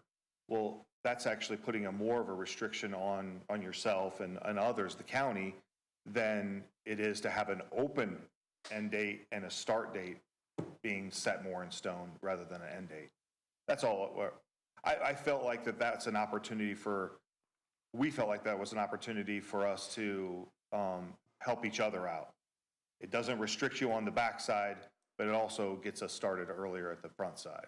So, and I understand that you have a lot on your plate as well too, Mr. Parker. I mean, I do. I understand you have a ton on your plate. We're just asking to be at the forefront rather than the afterthought. So is there a plan or something in mind if they would change it to the start and it can't happen because of, I don't know, unforeseeable reasons? I mean, is that opening, like, are you gonna come back and like, I don't know, litigate us or something? I couldn't hear you, I'm sorry. Like, would you be coming back and wanting to like sue us and stuff because we couldn't start it at that May date or whatever date, June? I mean, to me, that just looks like you guys could come back on the county for something if that date can't start then. Well, I mean, I think. I'm just asking. Yeah, I mean, I think anytime you have a legally binding contract, you have the opportunity or the opportunities to come back and actually ask someone to do the things that they've been bound by in the contract. So I don't know if that's what you're asking, but I mean, anytime you have a contract that's signed, you're asking for folks to do the things inside the contract. Right. Can we meet somewhere in the middle, a happy medium here, and get this? I guess my recommendation would be that we don't put a start date and we don't put an end date. We just say it will be done in 2026. That doesn't give him any satisfaction. Yeah, He's footing, keep in mind, this gentleman's footing the bill. He's putting the money up front, pay for this. I understand Pay for the that. material, so I think we need to cut him something, and that's nothing, in my mind. I mean, that's, Well, these no, are it's wide something open. because it will be completed in 2026, which apparently started in what, 2021, 2022? Yeah, I started having the conversations Conversation. So in '21. it will get completed in 2026. I realize there's no, anyway, I myself will not put that burden on our highway department superintendent to override everything else in the county. As a farmer, I totally understand living with the elements. And, you know, a contract is a contract, and I hate to say this, especially in public, but Mr. Westrick has already proven that if he doesn't get his way and things don't work right, that he has a real tendency to sue the county government. And with that in mind, I'm going to be hard to deal with. Yeah, I'm not Mr. Westrick. I understand. I'm just saying past performance does give me a real concern. What is considered start for you? You said that as long as it starts, but doesn't have to finish till September, what's considered start to Laying you? stone, getting the stonework So started. as long as stone's laid down before that time, you're That's considering the that start of the project. I think Mr. Parker identified that. I think you need to start by putting some sort of layers of stone down to build up the base in order to have the chip and seal be correct. So, yeah, I mean, that's the start of the project, right? So that's why I'm saying I think that what we're asking for is actually a lot less restrictive than what's been put there. I disagree with that. I think the September 1st date's better, but we'll start on it as soon as we can. And we was going to incorporate the sealing of the road with our route as we make our route around the county. It may get sealed in June, it may get sealed in July. It will get sealed. You want me to make special exceptions and mob and demob all the equipment over there back and forth, I can. But it's going to delay us, but typically, weather allows, we're going to stone it early, prime the road, and then we'll incorporate it in our sealing route. That way, as we're going, making our way around the county, the equipment will be there. We'll seal it, and then I'll come back to it and put the second or third seal on it. I won't do it all in the same shot. I want to incorporate that in my route. Yeah. Because you're better off to seal it, let it set a little bit, and come back. Is there a reason the rotation couldn't start there? Particularly? I mean, we can. We try to make the route to where we have our tanker deliveries per our mileage where we start and stop, because otherwise I got to mob and demob a bunch of tankers and distributor loads across the county. So I mean, when I get my route put together, when I got everything laid down and I know what we have for sure, we make our route, and it's where it falls according to the spray rate, basically. Because if I got tankers sitting there, I got to empty them before the end of the day. it sounds like he's just asking if the base can start before. And I plan to, that's why I said, I plan on doing it first. That's, Yeah, right. But, and so can't we give him some commitment that the base would start a little bit earlier than the May date? That's my plan to. I mean, you want me to commit, I will, but if something happens this winter, roads go bad or something, I don't want. That's my only concern, Bill. I'm not trying to be difficult. I've done this a lot of work for a long time. It'd be a hard time reasoning with people why we're working on a gravel road when our paved roads are blowing up. So is the road all gravel from where the San Giovanni and Rotondo estates are all the way up to, what is it, 11A? The road's completely It's gravel. all gravel, it's not like part of it's already all paved gravel. or something? Okay, it's all gravel. All A gravel. little over a mile, just It's a little. about 1 mile. Okay, I was just wanting to confirm. You don't necessarily have to tear anything out. Because there's nothing to tear out. We've already- Putting a base on top of it. Yep. Okay. Yep. I just wanted to confirm that. Unless we run into some soft spots, we'll have to dig it out. Of course, of course. You've said that before on different roads, you never know where a soft spot might be. And I'm not trying to be difficult, Brian. I'm not. It will get done. I think some of his concern is he's been talking for 3-ish years now, and he just wants to make sure it's. Mic on. Yeah, it's on. I think that's where some of the concern comes from, and all I can attest is that with the agreement that Jim is presenting is that 100% guaranteed it will get done next year. Now we're just kind of fighting over the timing of it. There's a lot of reports about how bad the weather's gonna be this winter. You know what I mean? It's one of those things, and I agree with Ben that public safety is first.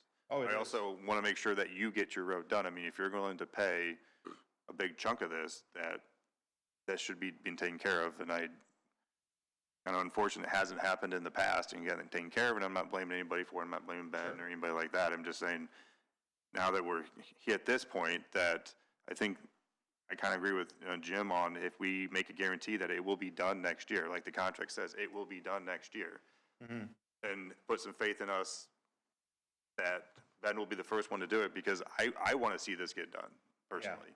I think this is, and Ben, I've talked a couple of times about making something like this going forward for other people, if they want to put some money into it, that we were willing to work with them and make it a priority. Yeah. That this is a good, to show, hey, this is what we want to do, this is how we want to do it, and that we do follow through with our word on it, so. Yeah. But putting timelines in there, it just gets a little confusing, it gets a little, pushes back and stuff like that, so. Okay. I mean, all I can ask is that you're gonna trust myself, and I can't speak for the other two commissioners, but trust myself and Ben, that I'm gonna be at least be like, hey, Ben, how's that going, to make sure it gets taken care of this year for you, well, Okay. 2026 for you, I should clarify that. Right. Make sure it gets taken care of for you, so.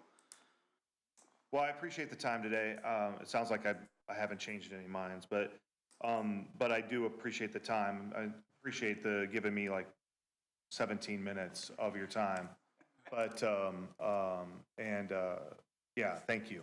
Appreciate it. I do want to make a comment, and I appreciate your comments, Kellen. I think it's spot on. That, just trust us. We'll get it done. All eyes are going to be on us, obviously, in this situation, and as soon as the weather breaks, we'll get on it. I mean, we'll get it done. I just, When, as soon as we can. Right. And put it on, I think it needs to be up here on the priority list. yeah, and that's fine.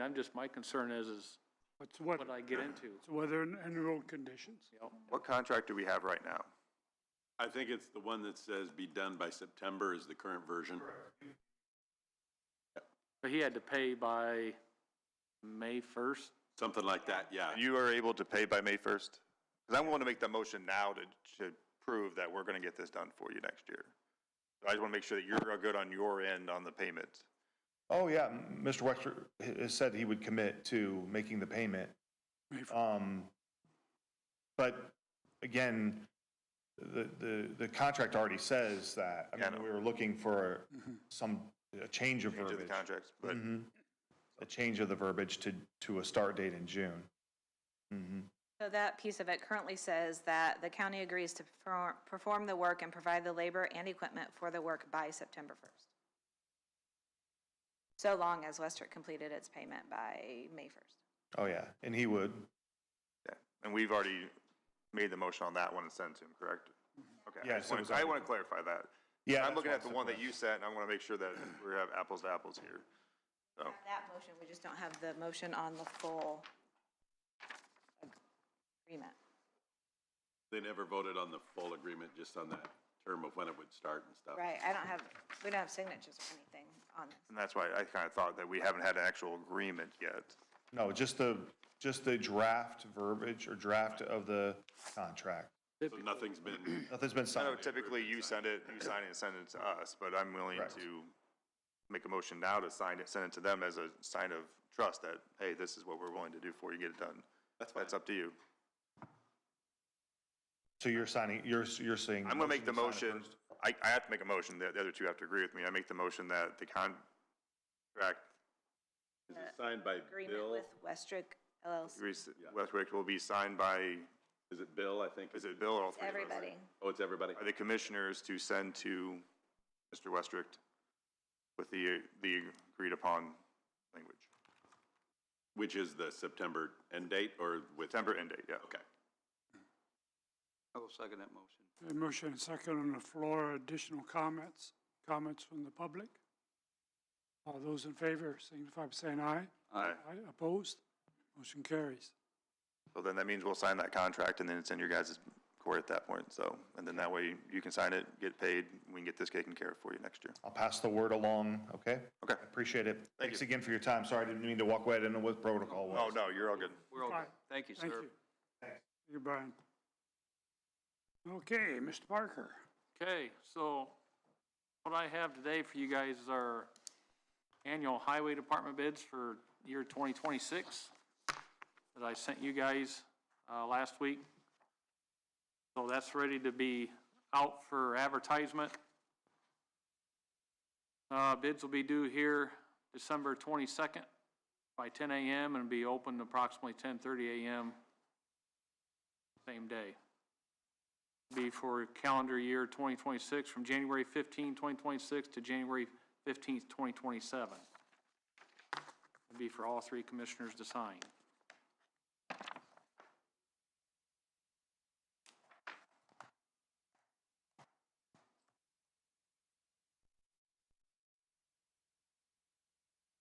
I have no questions. I've already asked Ben all my questions I have.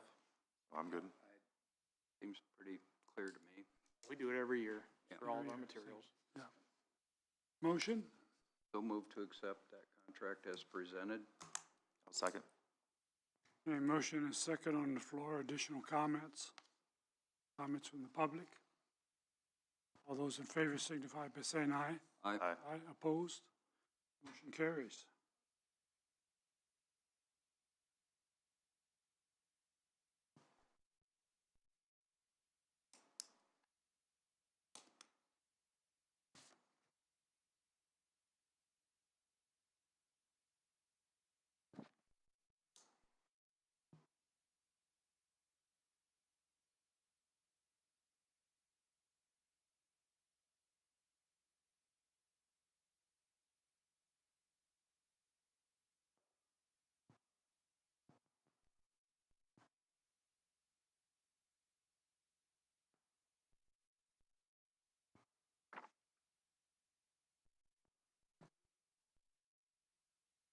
Okay, next thing I have, I've got a quote from Hoosier Equipment for a Lee Boy force feed loader. We've had this loader now for close to 2 months. This is a used speed loader that we demoed from Hoosier Equipment. And they've made us a pretty decent deal on it. They come down to $25,000 for the purchase price of this equipment, this loader. It does. Original price. Original price was $35,000 is what they was asking for it. Was what, how much? $35,000. Okay. They come down some because as we demoed it, it needs some repair parts. It needs a new chain on the front. It needs the new sprockets, some blade paddles. And there's concern that this machine would be able to get those parts. We found and secured the parts if we want to move forward. Them total parts to rebuild that front end, $9,879.10. So they come down to make up that cost difference. So we're gonna have $35,000 in it. That machine has substantially increased our berming and loading time. So how that thing works is that we go with our motor grader when we're berming the roads, we cut the sides off, windrow that out to the road. This machine comes behind of it, it's got an auger system, picks it up, conveyors it in the back of the truck. Before, we would take the loader, scoop, push, made a lot more cleanup, a lot more mess. On the paved roads, you'd get the loader bucket into the road, tear the road up. On the gravel roads, the same. And then we ultimately ended up having to go through and top coat the gravel roads with stone because excess mud and dirt that we'd leave. On the gravel roads, this pretty much cleans up everything was there. We can load a truck in less than 2 minutes. About 1 minute and 50 seconds, we load a truck with this machine. Normally would take. Oh, shoot. we was lucky to do 2 miles a day before, and we can do upwards of 8 miles a day with this Sherman. 4 times, Yeah. basically. So this is a used piece of equipment. The nice thing about it is it's all pre-emissions.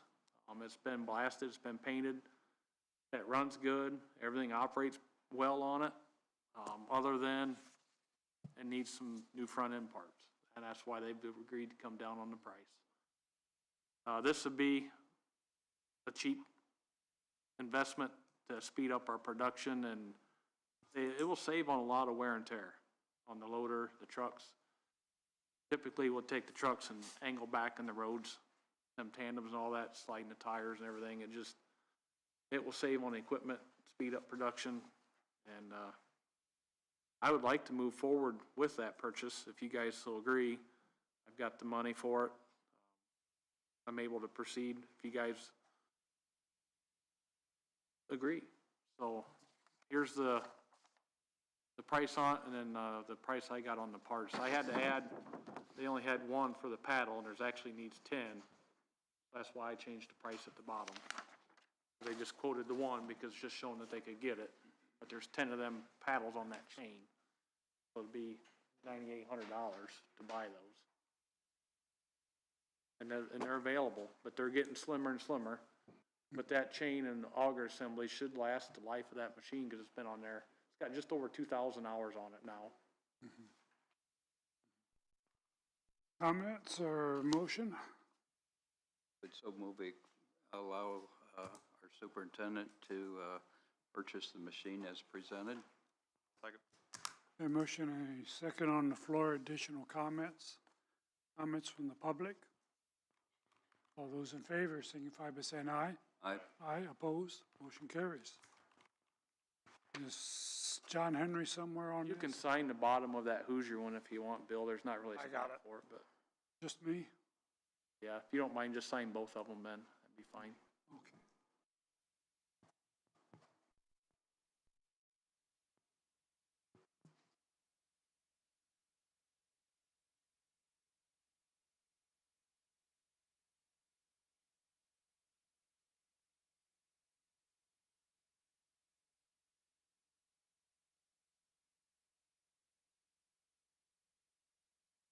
Back to you. Yep. Yep, I can scan that stuff to Susan then. I've got a couple other things real quick for you.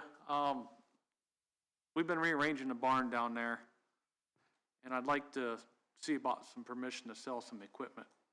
We have a New Holland brush tractor, the old one that I had other plans for, but there's enough issues with that tractor. I think we're gonna be money ahead just to put it on gov deals. This had a hard life, to be honest. So I know how that feels. yeah, it's seen its better days. I mean, it's been a brush tractor for quite a while, and that really tweaks the frame and everything. There's been a lot of welding done on the tractor.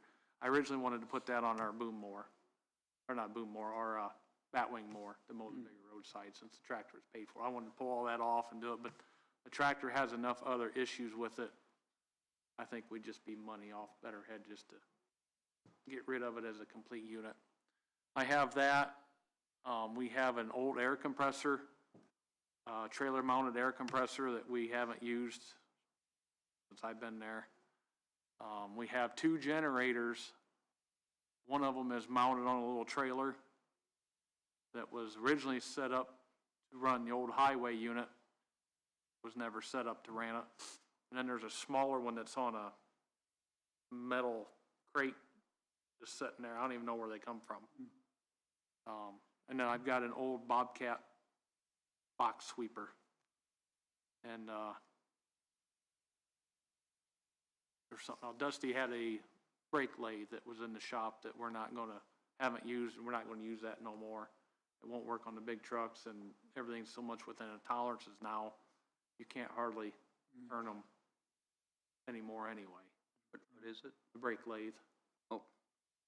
So if you guys don't have an issue with that, I'd like to move and put that stuff on gov deals and sell those items, and it'd get me some more room in our barn down there, and What do you think, gentlemen? No brainer. I don't think we need a motion, do we, on that, just, or do we? Depends on the value, I suppose. Disposing of I mean, it Yeah. probably wouldn't hurt to have a motion if do you're it. already discussing it. That's the, I'll make the motion to allow Ben to sell off some equipment that he no longer needs in the garage. I'll second that motion. a motion and a second on the floor. Additional comments? Of the items that he listed, I want to make sure it's not a wide open for you to start Right. selling anything you want. Of the items that he listed. Sally's new truck. Yes. No, I ain't gonna do that. Okay, motion on the floor. Additional comments? Comments from the public? All those in favor signify by saying aye. Aye. Aye. And I'll do like I did in the past. I can set that bond, or I can set them, auctions up to where I have to approve the final bid. So if it comes in for $5, I mean, I'll scrap it, get more than that. Yeah. So I'll just do that and make sure that it's a fair number. And, Have the generators been tested at all or tried to? they haven't ran since I've been there. They have been. I think they both got diesel motor on them. So do you disclose that if you haven't, That's why I'll say I haven't ran them. I mean, haven't been run or something? Yeah. no, we're very honest with what we put on there. Well, I'm sure you would be, yes. But I'm sure they run, but, you know, to get it running, then you'll have to send it in, load test it, and make sure it's putting out the right amperage and watts, because you don't want to burn your equipment up, whatever you're running, Right. you know, from underpowering it or overpowering it. Maybe it would, just my recommendation, run the diesel motors to make sure the motors run, so you can say not running or running. We could look But at it's- it and see if it, somebody wants to, you know, sold as is, that way we're not spending the money on, testing. See if they'll crank up. we can, I mean, if it, I'll have them put a little effort in it, see if we can get them fired up. Yeah, see if we can fire. But I think that would sell Okay with that. immensely better than I agree. not running. Next thing I had to run past you guys is I've received a couple of phone calls and emails about concern of the cost that we established for the SDI overweight permit, that they feel that's excessive. I've asked At the $1,000. for comparables to be sent to me, and I did receive some, but they was all state permits, comparable, wide variation of charges. I did reach out to Whitley County, where the other SDI is at. Most of them access in and off at 30. The back road, they don't charge anything, and actually, the way it sounded like to me, SDI owned that road. And then the other SDI is in Hendrickson County. I reached out to them last week, and they never got back with me. So I don't know if they have a fee or what they charge. I reached out to NDOT, and theirs is a single trip fee amount, and also they do have an annual fee, but the annual fee is based on diesel greater than 2.4, and there's a formula that they figure that with, and it's quite confusing to me. She tried to explain it to me, and I was a little bit lost. So I'll have to do a little bit more homework on that. But I didn't know if you guys had received any calls or people's concerned about that. I'm willing to, I mean, we can discuss it, or we can come up with a different amount or a comparable amount. I want to make you aware that I have received some concerns on that. So did they give you an amount that they would be comfortable with? I did not. No, and I asked, I want something factual. And the one did send me some state permits, and I can forward them to you guys so you can see them. I will forward them to you. They're different weights, different distances. Yeah, we deal with overweight permit. You don't have to send it to me. Okay. So, I mean, if you guys can look into that as well, and if you see that we need to adjust that, let me know. I'm gonna try to do a little bit more homework on it and see if I can come up with something. Indiana's formula. With that easel stuff on there, it is. Now, the other side, it's pretty much straightforward for the single permit fee. Just depends on the weight and how they base it. All of them look to be $20 for permit, anywhere anywhere from 35 cents to $1 per mile, and then whether you cross a bridge or not. We do have from US 6 to County Road 44, just so you know, is 4.5 miles.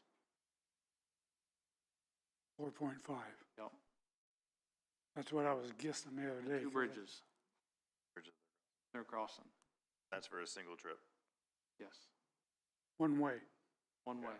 So, I mean, So it's 9 miles down and back. You one, Right, because when you're empty, you don't have to. yeah, you're not over. It's not an issue. So it would be one way, yes. Yeah. Well, most generally, they're, I don't know, a lot of times they haul out. But anyway, I wanted to bring that up because I said I would, and if you guys received any calls or have any insight on this, let me know.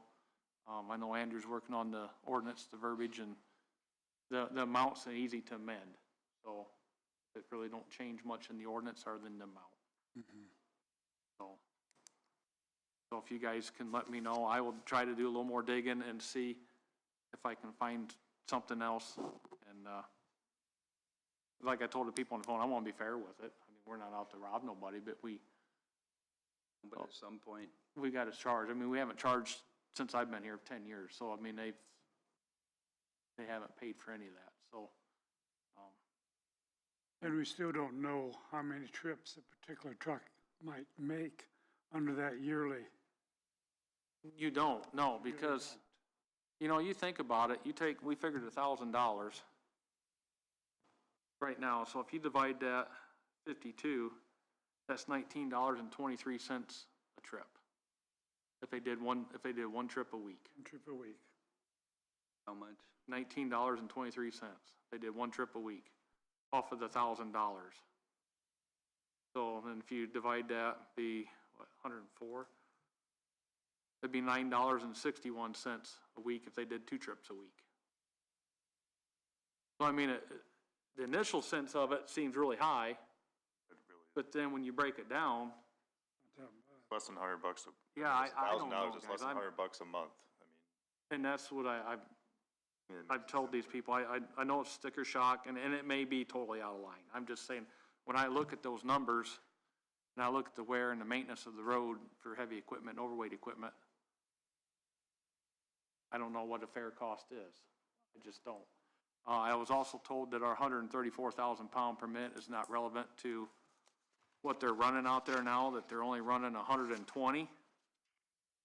So I also asked for the specs of your truck to be sent to me with your axles, your load weight, and then I can have that assessed through our bridge engineers, and we can draft a permit that will work for everyone, because they considered this, the gentleman I talked to, a super load.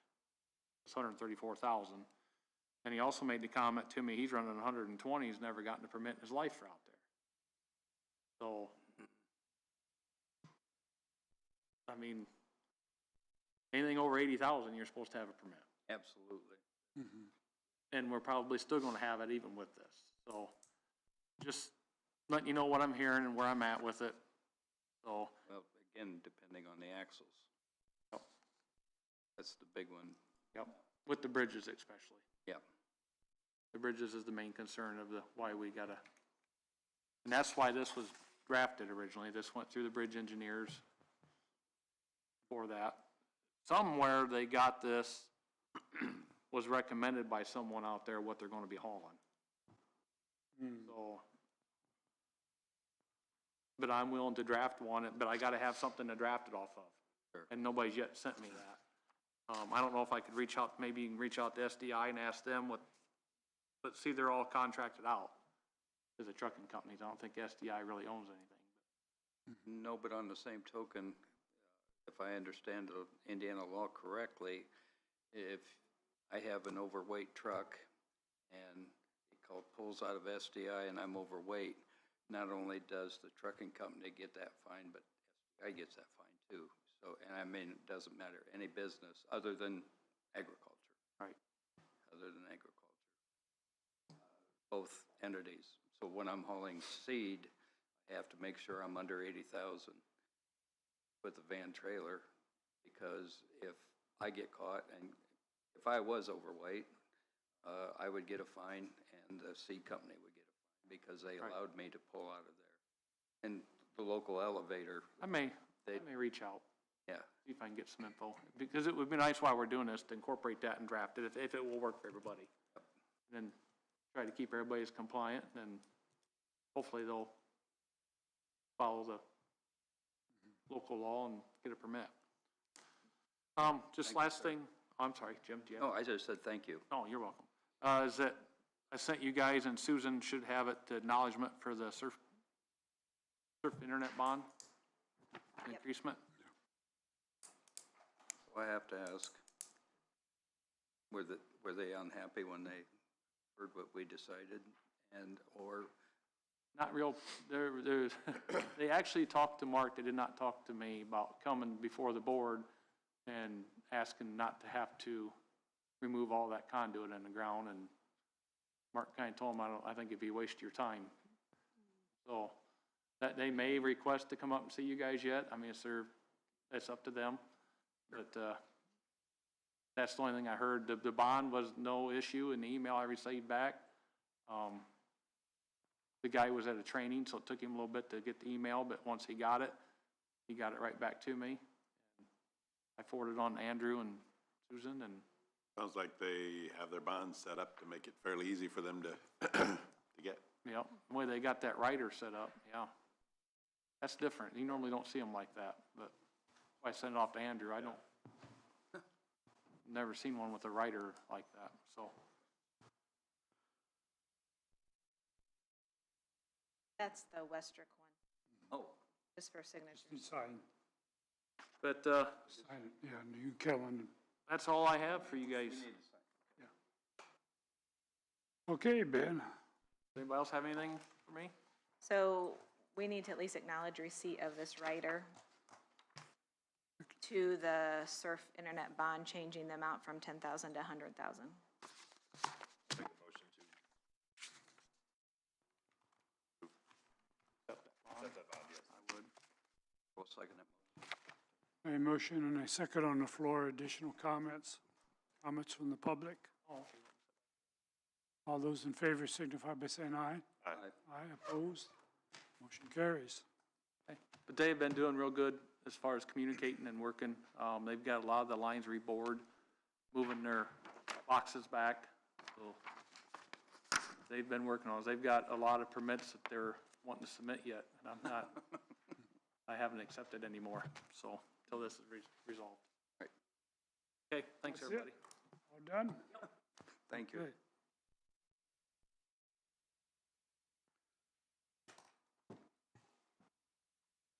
Colin Bice and Terry Lee, Brownfield Grant Programs. Are you able to do claims real quick so Leanne can process, or do you have questions? Any questions on claims? Had two, Okay, we can wait. you want the numbers so you can, Sure. 1 second, Colin. 006926, Quality Correctional Care, Do you have a dollar amount? $15,558.86. Just wanted to know what it was, what it was for.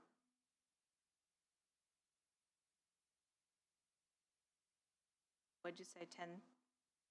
$15,558.86.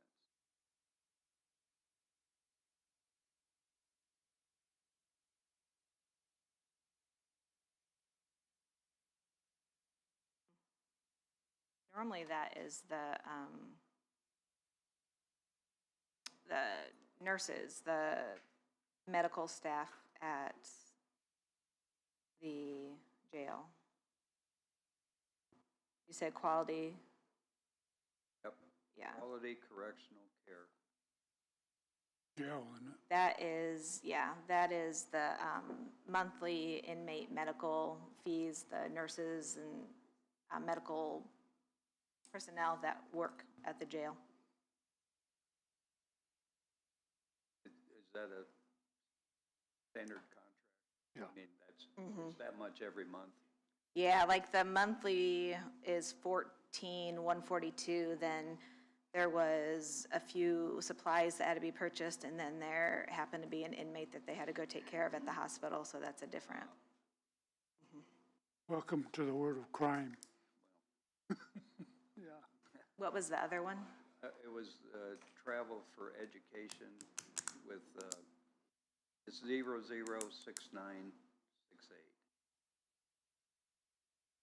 with Purdue University.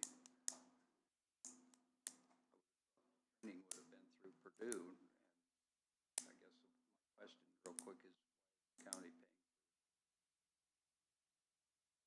for this county suspect?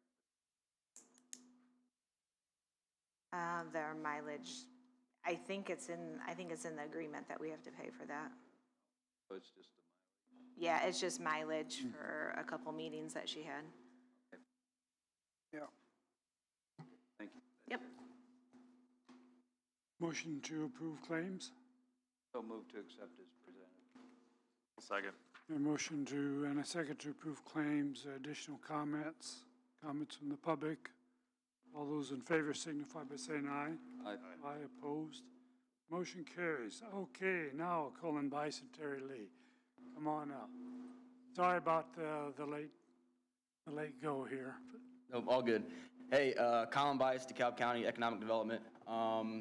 Just wanted to kind of bring Terry back in, get in front of you guys to refresh everyone's, I guess, mind on that brownfield program, the $500,000, the $500K that our organization, my predecessor, Anton, me, worked pretty hard to get through the EPA to kind of revitalize, do some phase 1, phase 2s on the brownfields. But I know we partnered with BCA, so I wanted to bring Terry back in, kind of get him in front of you guys and just kind of, like I said, refresh everyone's mind on what we got going on. Hey guys, I'm Terry Lee with BCA Environmental Consultants, as Colin said. So we worked with, actually it started in Waterloo with Pam a couple years ago, where she had a couple sites that the city owned. And they were trying to get a move to a redeveloper. But one had been a gas station in the past, and one had been just some downtown stores buildings that had been torn down. So they didn't really know what they had from an environmental standpoint, and they wanted some help. So we proposed the EPA Brownfield Assessment Grant Program. So in 23, I think it was, we wrote the application for the county, submitted it, and then we've received $500,000 for the county to be spent anywhere in the county to do environmental site assessments for properties where the property owner wants it, where that property owner is a private individual or a city or a town or the county. There's some complications with properties that the county might own, whether or not they would be eligible. Part of the grant funds we used actually to do an inventory. So we did basically a drive-through, a drive-by of St. Joe and Butler and Ashley and Corunna and Garrett and Auburn and all that. We found just from a windshield survey close to 200 properties that would fit the definition of brownfield. A brownfield is typically, or is a property that typically has been previously developed, that's currently underutilized, and that has either the presence of or the perception of the presence of environmental contaminants.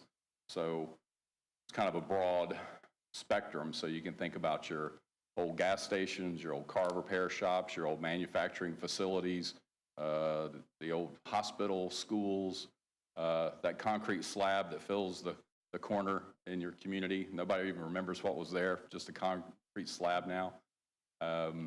So how the grant programs works is basically we just need, what we're looking for are sites that there's some potential for redevelopment, and that potential of past environmental contamination is causing difficulty in that. The owner has a property, they don't know what was there. They don't know if there's environmental contamination or not. The buyer or potential redeveloper is interested, but he's afraid of it or she's afraid of it because of potential environmental concerns. So there's no local match, there's no county match, there's no property owner match. This is an economic development focused aspect from EPA to help communities identify and assess and then move properties like this to redevelopment.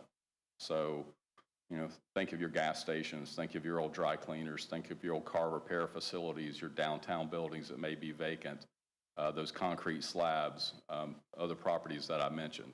So far with the grant, I've talked to the Economic Development Partnership group twice. It's a pretty good representation of folks from throughout the county that come in for the Economic Development Partnership. I've met with Mayor Fyatt and Garrett. We're looking at a couple of gas stations there where we think we can help the city get some things kind of off square one. Also met with Mayor Hartman in Butler and, you guys now. So the phase one and phase two is what the grant pays for. Phase one is basically an inspection of the property looking for recognized environmental conditions. So that could be asbestos insulation on an old boiler pipe. It could be a fill nozzle that could represent an underground storage tank for gasoline, diesel, or used oil. Could be a transformer on a pole that doesn't have a no PCB sticker that's dripping possibly PCBs onto the property. So it's just an assessment grant, but we have actually with the grant been able to, if we can show EPA that we want to test underneath, say an underground storage tank, they'll actually let us use the grant to pay to remove it. And then the idea being basically, if this can help a property owner get the property to redevelopment, get it back on the tax rolls, get it from that vacant or blighted or underutilized condition to something that's remodeled and renovated, then that's the economic development piece of it. And that's why we were working with the EDP to kind of get things rolling. So far with the grant, we've only done 2 properties in the county. Both of those are in Waterloo. I think we did a phase one on one of them and found out that there was really no reason to go forward with the phase 2. And then on the second one, we found that it had been a gas station in the past, so we're moving forward with a phase 2 on that. So the phase 1 gives us a complete history of what the property was, so we can tell you what it was in the 30s, the 50s, the 60s, and right on up to today. And it also says, okay, here's a list of recognized environmental conditions from the visual inspection. And then the phase 2 is actually boring for groundwater testing, soils testing, indoor air quality testing on a property to let the owner and potential developer know what they've got. So if they're going to make a decision to move forward with development, they're not guessing, and they're not having to pull the money out of their investment dollars or off the property owners, hip, so to speak, to pay for the assessment piece. Helps move things along. So all it takes to get things started is we have a 1-page owner, basically permission form for us to access the site. It can be a county-owned property as long as the county hasn't, if it was the highway garage or something and you pump fuel there, probably not going to be eligible because there's a potential that the county caused whatever contamination might be there, if there is any there. How about a county home that might have asbestos? I think that'd probably be eligible. And it does pay for asbestos inspection, lead paint, all that too. We do a lot of that, old schools, hospitals. Because one of the things we're going to talk about today is going to be about the bid process for creating Sunny Meadows into a green space, and some of the concerns that got brought up was that we don't know. I mean, it's been there since 1908. Mm-hmm. If it's got asbestos or lead or whatever contaminants that would have to be either remediated prior to any demolition work or before any demolition work. Yeah. And so I think this would be probably something that would work out really well, because we've been talking about who we're going to look at to do the inspection. So if that's something that is qualified for you guys, I mean, that's something I would be willing to move forward with.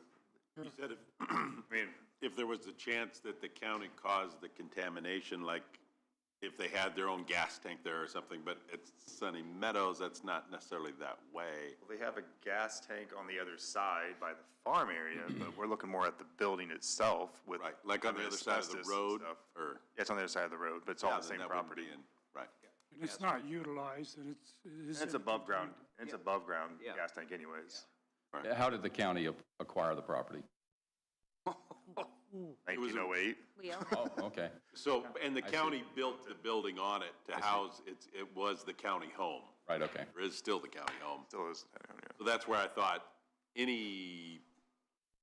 that was just the thing, is if you said if the county caused it, like with the highway department, theoretically, this would all be county caused too, because we didn't buy the building from somebody else. As far as we know, this land was just bare farmland or woods before the county bought it in the 1900s. And we probably renovated it and used Built the materials at the county. time, which would be asbestos during the So it's 40s been and owned by the 70s. county for 100 and. Yes. Yes.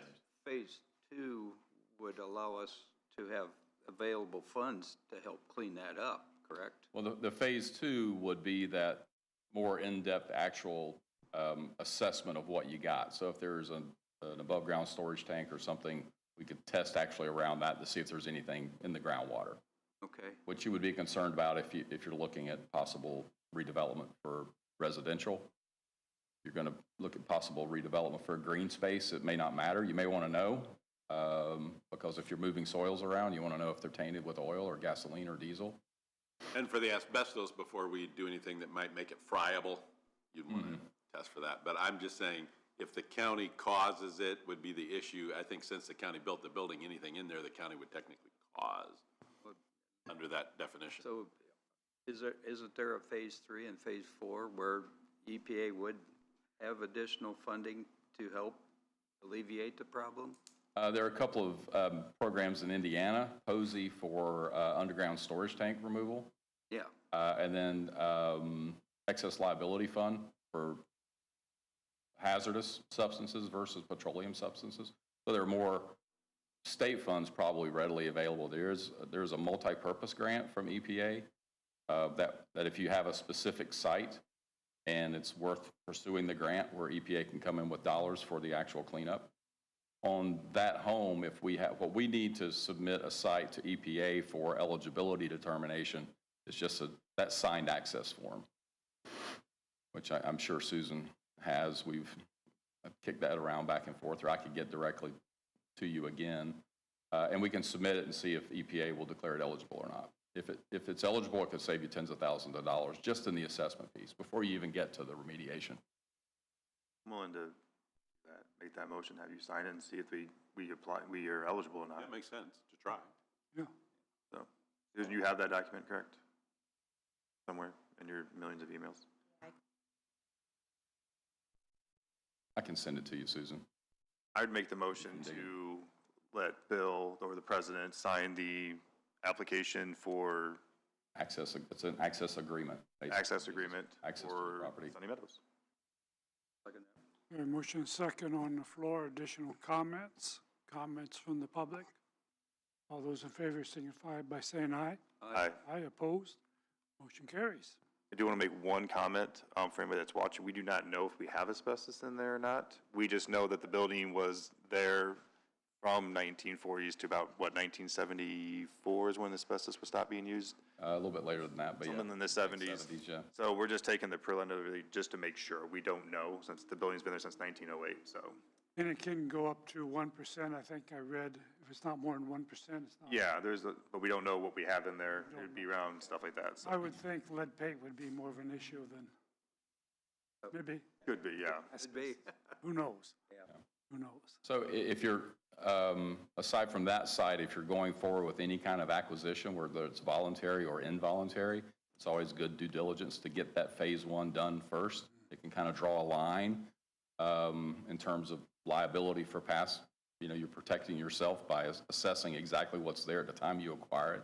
So let us do those for you if you're in that situation. And then aside from that, just think from a standpoint of economic development projects where the developer, where you can use this as an incentive to help a developer maybe make his decision on going forward with a project versus not going forward with a project because he's afraid of it, because he doesn't know what's there and doesn't want to incur those costs himself. So do we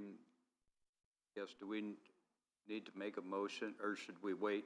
I guess the question is, should we make a motion to go ahead with phase 2?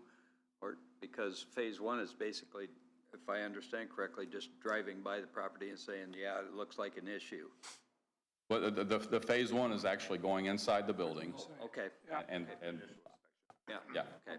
visual inspection. Get to see if we are even, We have to see if we're even eligible first. Yeah. and go from there. Yeah, we can take the signed access agreement, submit it to EPA for eligibility. How long does it take to get back, usually? Once we get it, right now, it's probably going to take us a week to get it submitted. and EPA turns those around for us in 3 or 4 or 5 days. So we get signed today. A couple weeks before your, you know.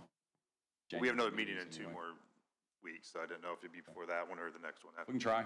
Okay. Try. What was that called? It's called a SITE, S-I-T-E, Access Agreement, or SAA. We abbreviate it a lot. Oh, yeah, I got it. It's on their letterhead. Yeah. I don't think we have the correct, I think we have Mr. Hartman's name on it as one of the commissioners. I don't think we have Mr. Miller, or Mr. Dooley on it yet. But maybe our form needs to be updated, or maybe just mine does. No, I have these three. Okay. Yeah, so it was $500,000. We have until September of 2028 to spend down the funds, which sounds like a long time away, but it's really not. So we don't want to leave the funds on the table. So if there's any sites that you guys are interested in having the work done on, a lot of times I'll tell an owner, you know, well, what happens if it's contaminated? Well, unless you're doing active contamination, you know, EPA, this is not like EPA looking for people to get them in trouble for, you know, transgressions. It's to help move projects to redevelopment, so. Very quickly, the Bond aluminum plant on US 6 there outside of Butler, that, last I knew was they were trying very hard to do economic development there and use the funds, et cetera. Do you know where that's at? Well, I've talked to the mayor about a couple of sites. We have a list in Butler of, I don't know, I think 15 or 20 sites in Butler from just our windshield, you know, review of the community. And we went through that from top to bottom. And he didn't have anything at the time that he thought was ready.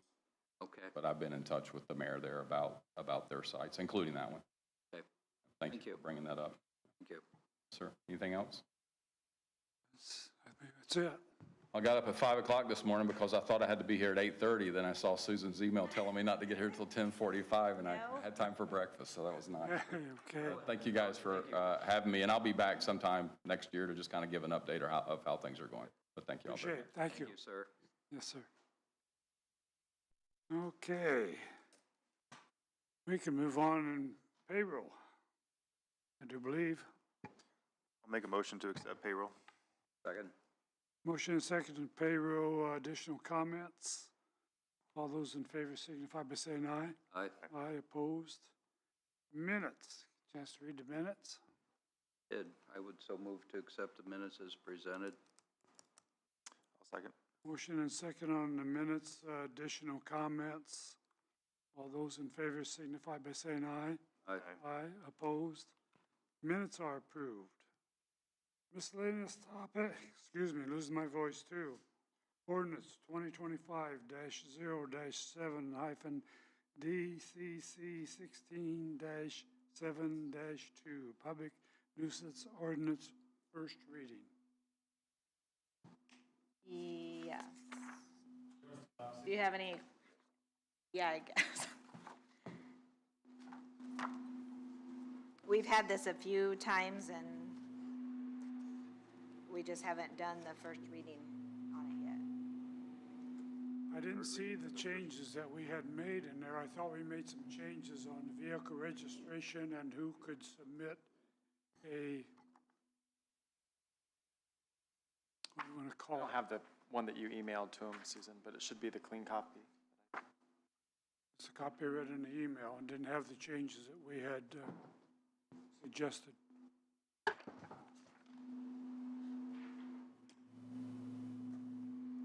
Complaint form.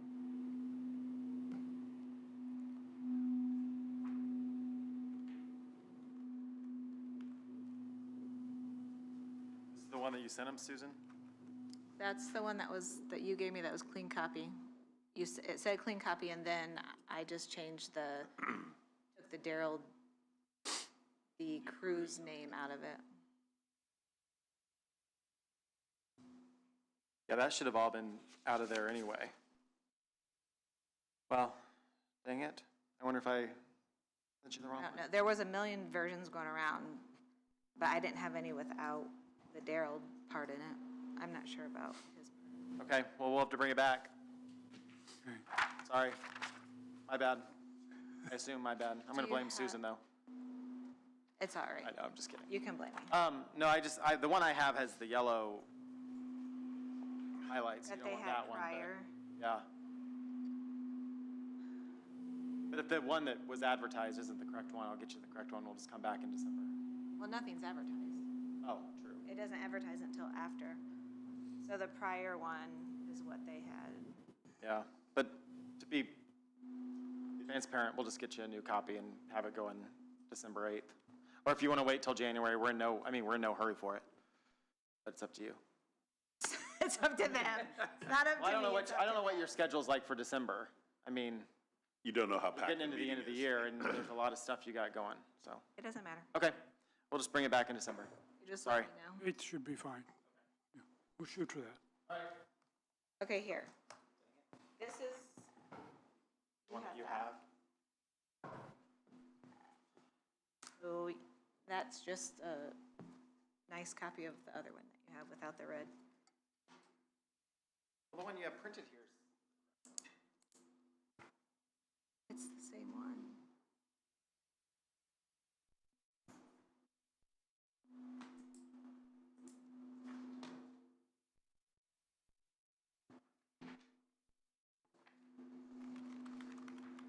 So mechanically inoperable? Is that what you're talking about, Bill? Or what were you talking about that's not in there that you thought was? If the vehicle was registered, it wouldn't be considered. It had to have a Oh, the registration, yeah. Today, So this isn't the correct one. I'll send you the right one. You don't want these back, I assume? And there was a complaint form. Yeah. Anybody could file the complaint, or even a resident across the county line, living directly across. It's in there, I'll just have to find it in our, it's somewhere. At least I have a printed version.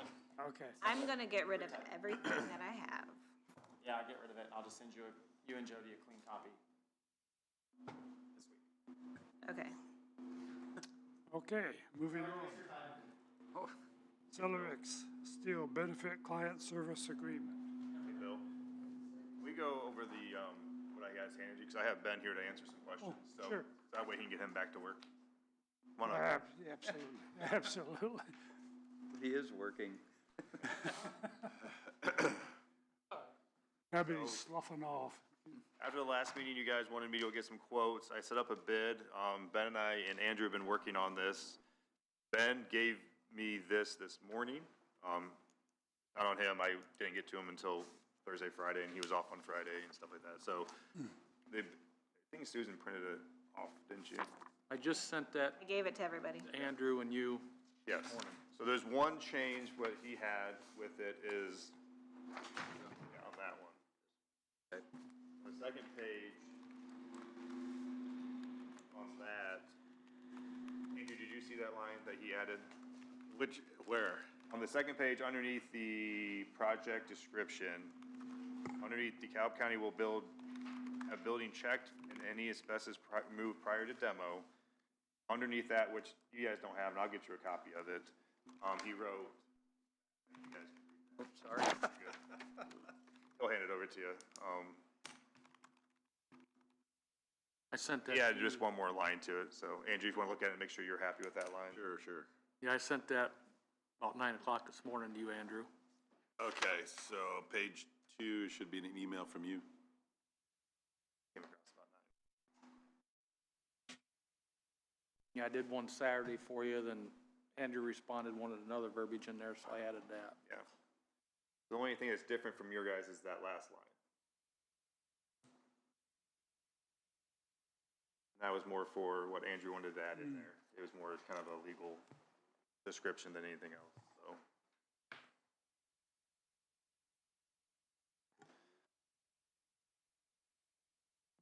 Yes.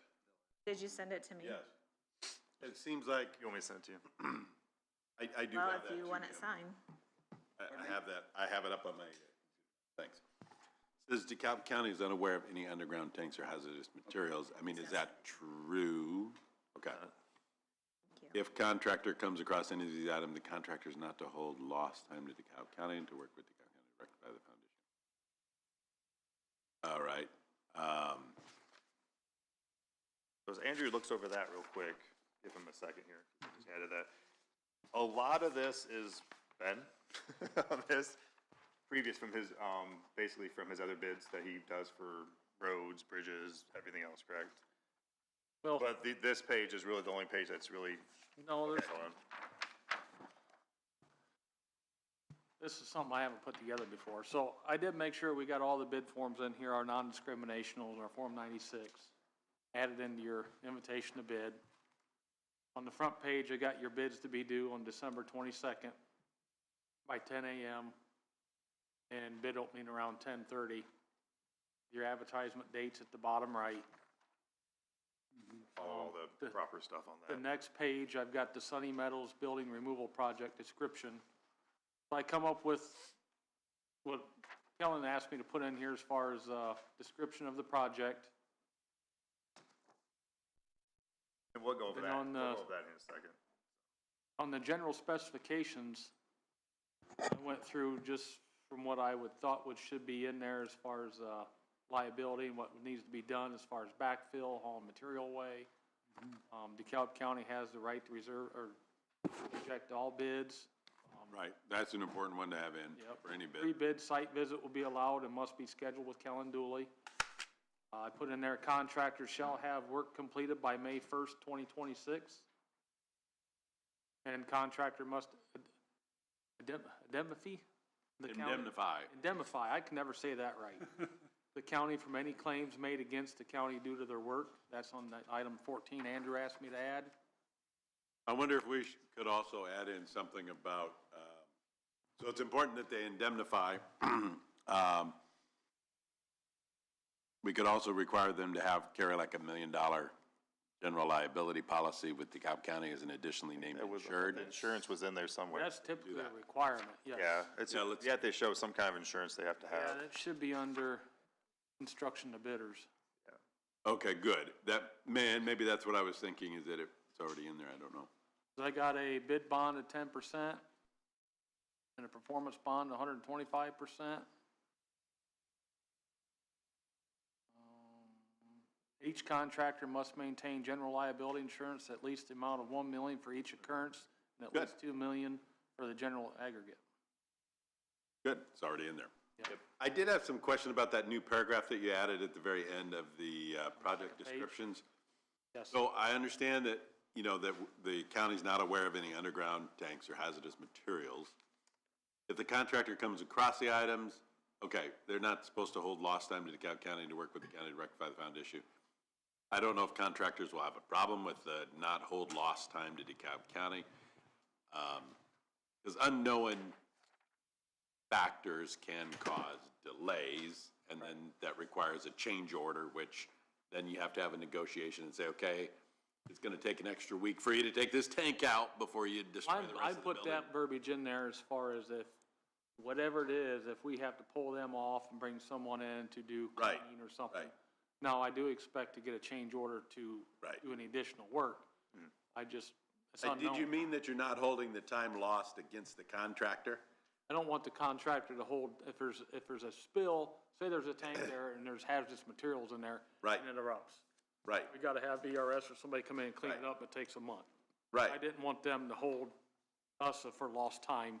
I see what you're saying. Okay, I think, okay, I see what you're saying there. I think the contractor, yeah, I see what you're saying. You don't want them to somehow say, I hauled my equipment there, I wanted to do that job, and, I just didn't want to. so you're saying you don't want them, you want them to complete the job in spite of that delay?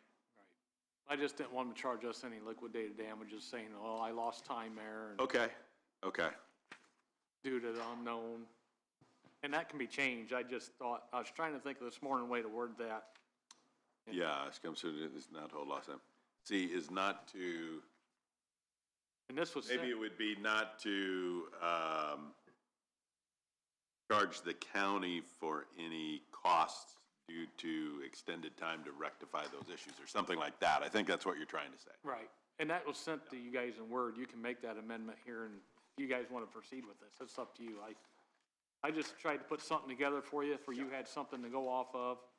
I think this will pretty much cover you on as far as the building removal. Like I said, I think this would be fine. And I used our standard, general conditions and contractual clauses that I use on our other bid projects. Should cover us on here. And I also got our DeKalb County employment eligibility verification in here for them to do. DeKalb County's Indiana and Iran investment certificate.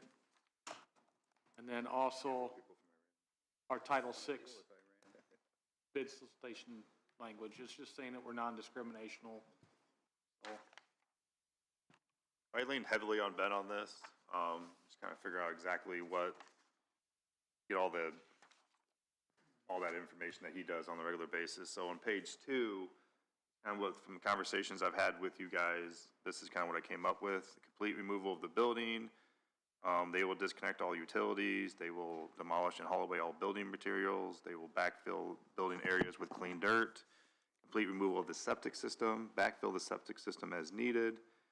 But we will be checking and doing anything to do with asbestos prior to. That's something that way they don't have to deal with it as during the bid. We just don't know what we got out there. I mean, we might not have nothing. We might have a lot. But we'll have that now that we have, maybe that will work out for us really well. That'd be great. And so I won't bring up the asbestos quotes I got, because if we go that route, it'll be a lot better for us overall. But that way we just know what to do with the asbestos, if there is any there, prior to any kind of demolition. So that gives them an idea of what they're working with, because that's a big X factor for them if they're going to have to deal with that. Yep, oh, absolutely. Yeah, they would be very hard for them to quote it out, so. I added 6 inches of topsoil. Did I get taken out? You did not send me yours. I did send you. No. I'm not going to argue with you in attachment public. in there. Okay. I did add that it would be, the area will be covered with 6 inches of topsoil. That way we could grow some stuff, depending on what kind of dirt they get in there. It's basically going to be the building site. Yep, itself. just the building site itself, yeah. That way we don't have just a plot of just dirt that takes a long time to do anything with. Want to make a green space, we want it. Make it a green space, yeah. And I figured, and Larry and I, or we can figure out how to, like, we'll do the grass and all that stuff, but just put topsoil in there so it's not clay or whatever it ends up. It's subsoil. Subsoil, yeah. You don't want any of that. No, not really. So 6 inches, and I talked to somebody that said 6 inches should be good. You gotta add it That in. should be more than enough. Should be nowhere than enough, yeah. Because grass only roots about 2 inches deep, normally, 3 maybe. I'll have to add that in. We can just do that as an amendment. We do the motion, so. Is that kind of everything that we guys talked about it a couple of times that I can send out to people for bids to see what we come up with. I changed the last paragraph. I did shoot it out as an email to you guys, but I can actually read it out to you as well. Sure.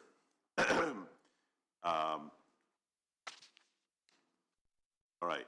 The last paragraph I changed to, so the first sentence is the same, DeKalb County is unaware of any underground takes or any hazardous materials.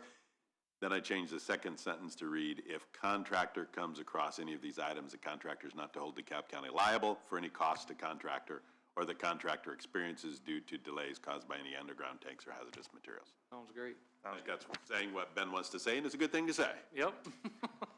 You glorified it. Yep, he glorified it. Thank you, Andrew. Yeah.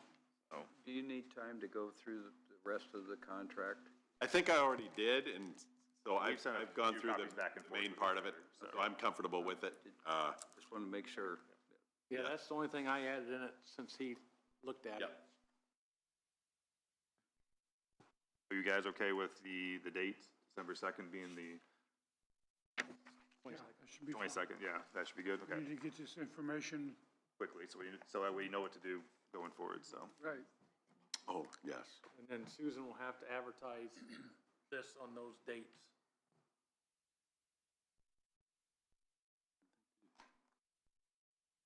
So I would make a motion to accept this with the amendments of the last paragraph that Andrew has included, and adding 6 inches of topsoil to be added to the Sunny Meadows building layout, whatever gets demolished, or how should I say that? Building site. Building site, thank you. I will second that motion. You added what? 6 what? 6 inches of topsoil to be added to the building site. That way we can grow some stuff there.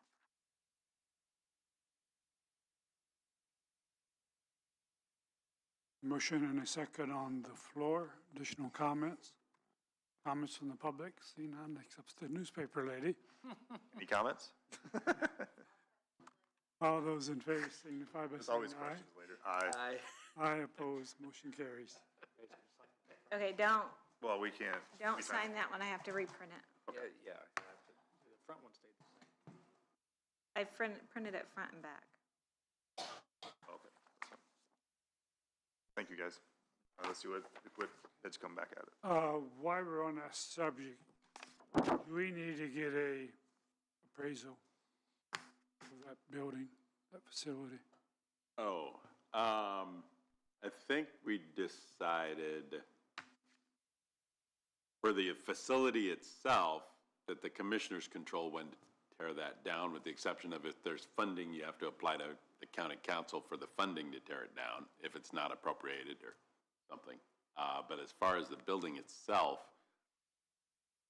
you're not selling real estate, you're not buying real estate, so I don't think that an appraisal is needed. I think that's what I communicated you. Yeah, I think in the email you sent, it said that during your research that I did not see we a did not need to requirement. require an appraisal unless we are selling it. We do not have to have an appraisal, so that's the only time we would need one. Just trying to be clear on that. Clear on that, yeah. Yeah, I do not believe one is required. I remember you sent that email, research on it. So. We're good, Ben, if you want to Okay. get ready for that snow coming in. Oh, don't. Yeah, I seen it. Yeah. I hope not. I thought they was way off on the first one. Boy, we got it, didn't we? Yeah. If you guys need anything, let me know, and hopefully that worked for you. Thanks, I Ben. appreciate a lot of work on it, so. You guys have a good day. thank you.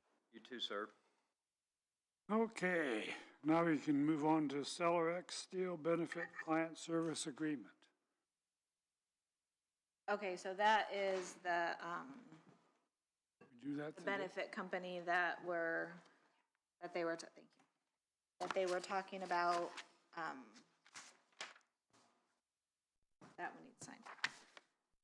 That Dottie and Morgan and I have been talking about, that's gonna do our health insurance renewals, and,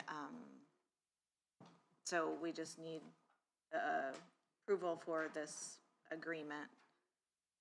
That they're gonna do, ACA reporting services for this year, and that's a $3,000 fee, then annually, it'll be $1,900, and then $4.25 per benefit eligible employee per month. And that will be paid out of my budget. Now, the Celerex, they bought out Steel, right? So when you were talking about Steel previously, They're the same. they're the same now? Like they converged or whatever? Okay. Yeah, but it says in there. It's Celerex dash Steel, so I don't know if that's the name of the whole company, or did Celerex merge with Steel? Steel Benefits is the company. The Celerex system is the computer system, or like what all information Program? is in the program. Okay. The program that Steel uses. I thought they were two different companies, so thank you for clarifying.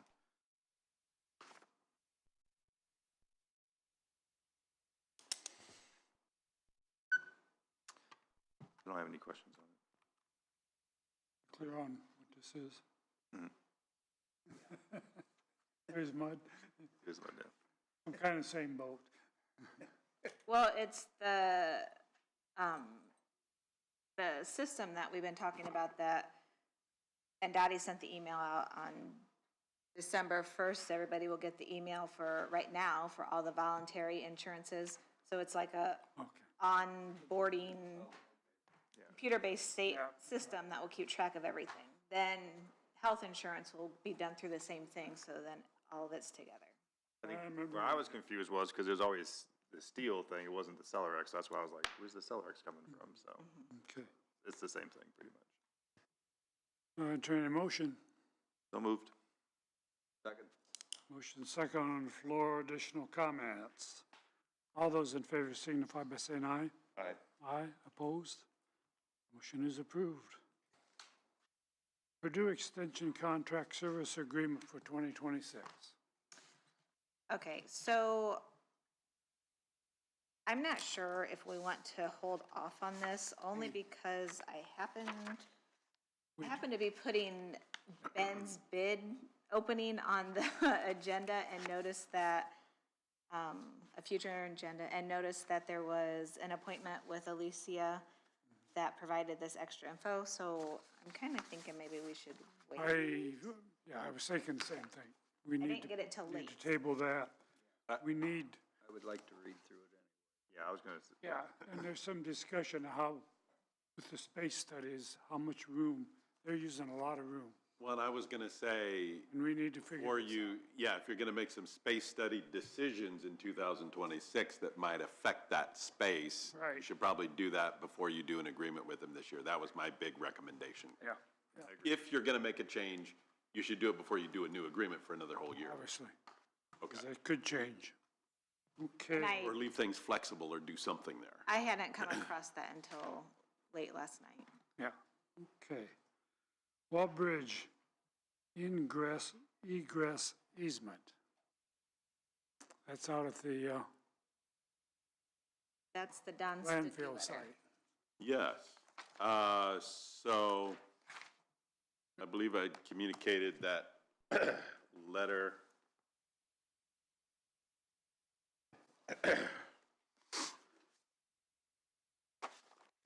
Basically, all right, here we go, that should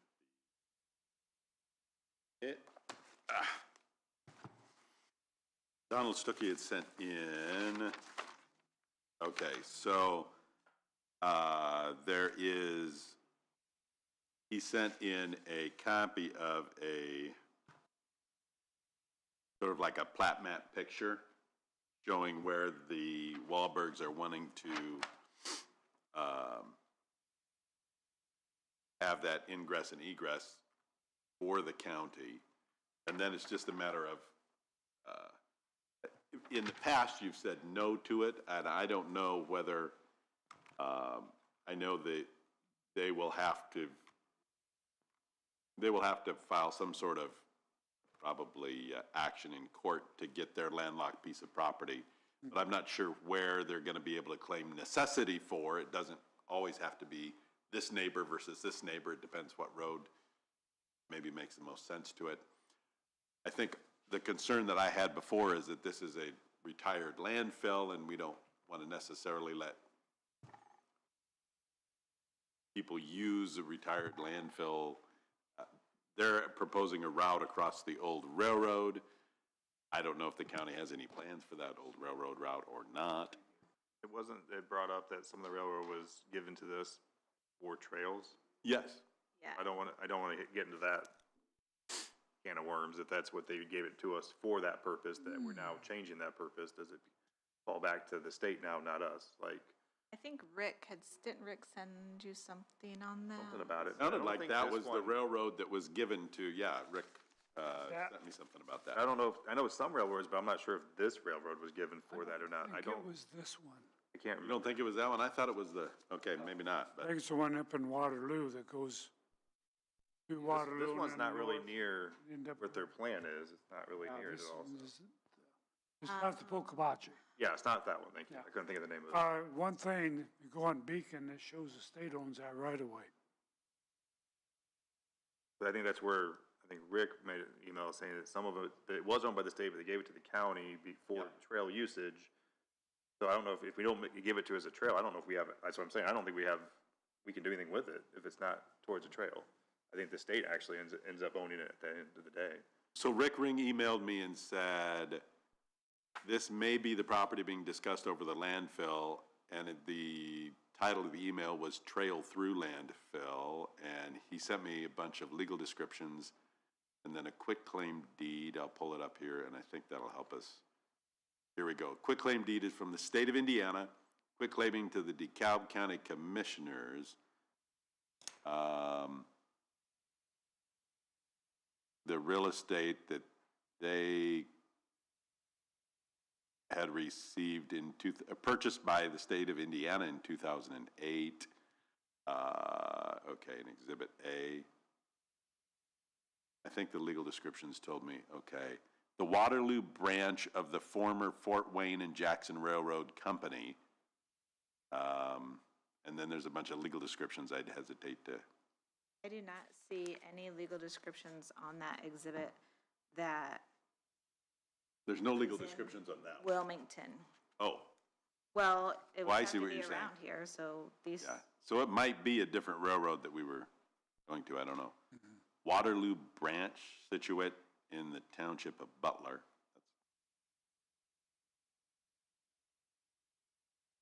Township of Smithfield. Township of Smithfield, Well, there's multiples, like this is like 4 or 5 pages. tons of them. Township of Kaiser. Okay. So I think Rick was just saying this might be some of that, but it's called a Waterloo branch, so I'm not sure what that is. Whether that goes through the, but at any rate, I understand what you're saying. If you start using the land for some other purpose than a trail, could that be a problem? And theoretically, yeah. I mean, letting someone walk over it is sort of a trail usage, I suppose. But the county's position when this came up with somebody else was that you didn't want to have any, didn't want to really mess with that landfill land at all. So the least use of it, the better, was sort of the impression that I got that the commissioners had the last time. And I'm personally am totally in favor of that. It just bothers me that we would even think about creating some kind of liability because. Well, and you commissioners have never said yes to this. It's just something that was been brought up by a private citizen in the county that owns land right next to it. They had their attorney reach out to me, and I'm reaching out to you guys, so.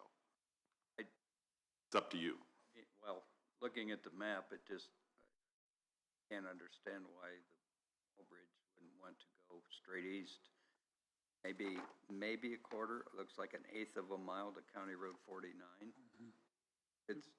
That seems much simpler. That does, but they probably have to go to court to get, Well, probably so. if that But, happens. yeah, If that landowner isn't cooperative. Well, but sometimes that happens. If you buy or end up with landlocked land, you gotta, I think they thought, it sounds like they thought when they bought it or sold their last piece or something that they had egress. They had an ingress and egress and they don't, so they do have a legal right to file. And typically, it's the shortest, most direct access. You can't like say, hey, Judge, I want to go a mile this way or a half mile that way. You gotta go, I think, the most direct, common sense. And that is the most direct and shortest, by far, probably half. It's okay for them to ask, but we have liability issues and I think. that's what I'll send back to their attorney. Okay. We don't need, just use a consensus on that? I think consensus is fine, I think, yeah. Yeah. We're not approving anything, we are just not. We're not approving. Yeah, you're not and I'll just let him know that The judge tells us we have to do that. It's not going to, no one made a motion to approve it, basically, so the issue died. Issue died. Okay, Vantage Point Staffing Agreement. What do we got? This is a yearly agreement that is done for the health department, and I don't know if Andrew can give any more info. They provide local health department emergency preparedness staffing coverage for the grant year, July 1 of 25 to June 30th of 26. They are an independent contractor service that provides consulting services regarding emergency action planning, POD activation, ESF-8 activities, which those are, the ESF are those, we get texts every so often, we have to respond so that we're prepared. Timely matter. Yes. They help the health department plan and policy review and development. Just general all consultation, I believe, in helping with an emergency plan and be prepared and how to operate for an emergency situation. So the total cost is 25,000, 20,000 of it is paid from a grant, and then 5,000 of it is paid out of the health department's budget. So you guys generally approve Cheryl to move forward, and then it's actually Dr. Souter that has to sign this for her. Is this the Advantage one? Is that- Yeah.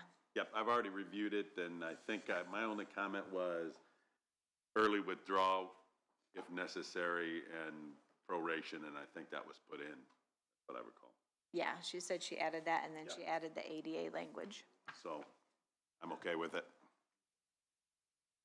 Yeah, every year. Motion? So move to accept as presented. Second. Motion and second on the floor. Any additional comments? All those in favor signify by saying aye. Aye. Aye opposed. Motion passes. Okay. Down to executive elevator maintenance at the sheriff's office. You get the sheriff's email this morning? I did. You're aware of, what do you think? What's your thoughts? I would like to put this on hold for 2 weeks.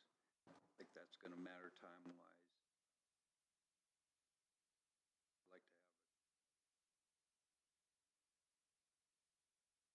Seen his comments. Mm-hmm. I would like to talk to him. See what his. I mean, cost difference is tremendous. It just they can't get the parts. And that's another whole big issue. I'd like to, I mean, we can move forward if you wish, but I would like to just have another 2 weeks. We don't have any contract at present. I think, did Otis come up Friday, do you know? He was gonna call over They came today, this morning. I believe they came this morning. this morning. Yeah, did you get the Brady's other email this morning No. at 9:45? You want to pull that up and read it? Or I can pull it up here. You can just read it offline. Either way. That's what he just sent. Uh-huh.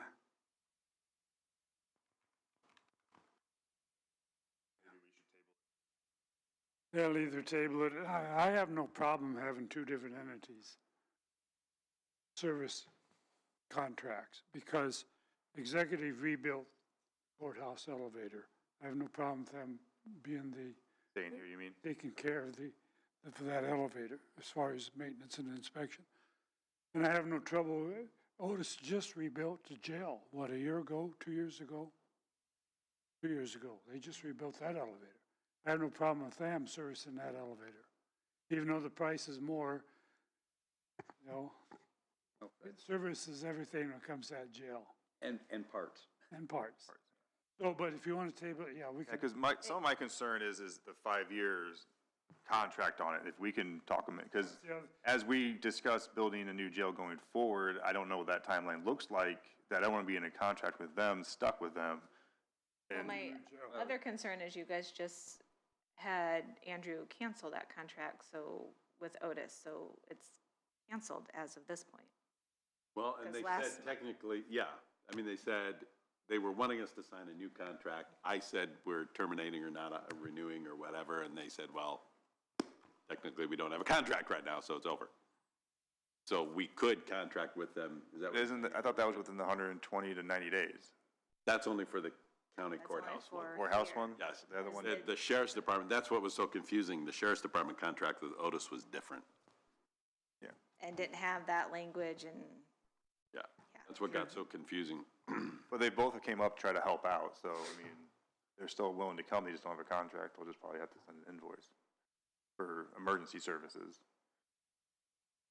Well, we need a 1 year by 1 year contract, basically.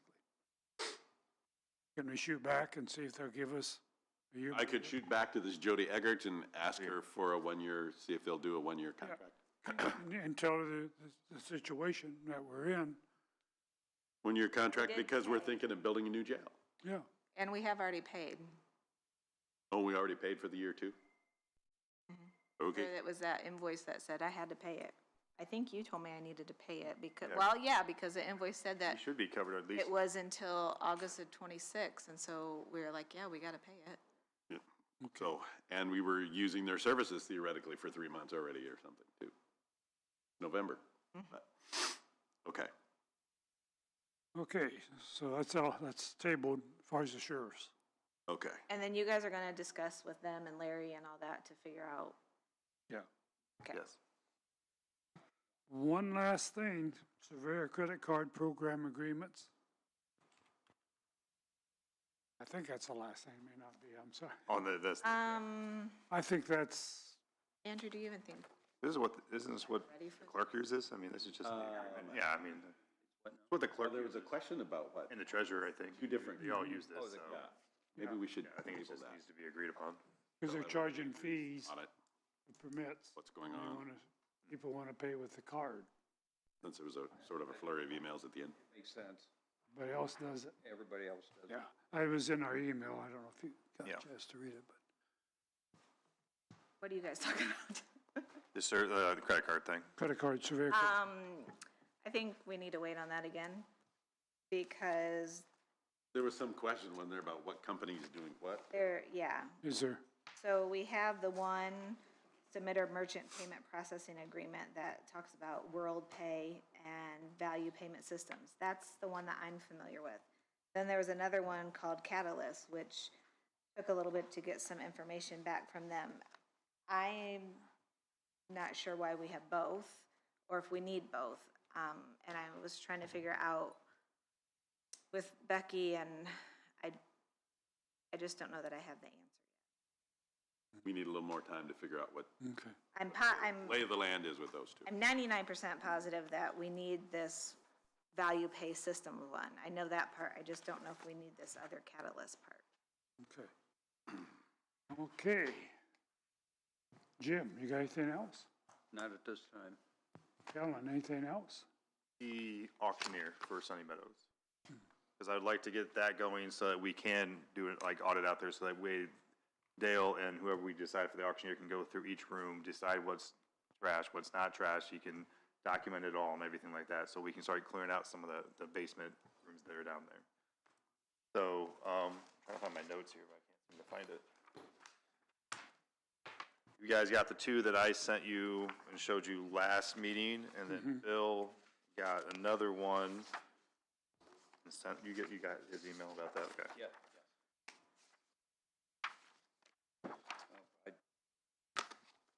Try and just remember the numbers, that way we had it for record. If I can find the right paper here. Oh, right here, it's been, I had it right here. Got it? I had it sitting right. So, Key and Kirkenberg auction, we're gonna do 30%, what do you call it, 30% off each item, their fee, the 30% fee off of whatever, they sell, plus a $1,700 setup fee. Marcus was gonna do a 35% with a $500 setup fee, and Oberlin was gonna do a 15%, but there was no setup fee, correct? I didn't see it on that, No. so just to double check that, so. I mean,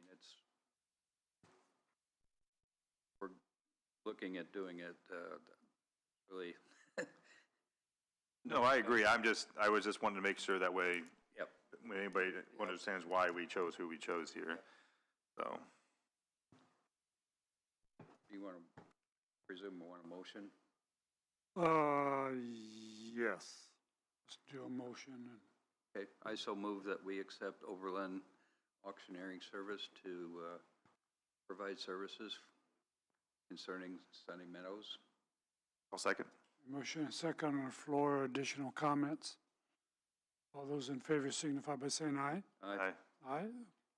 Motion is carried. Do you want me to be the? Do we have like an actual document?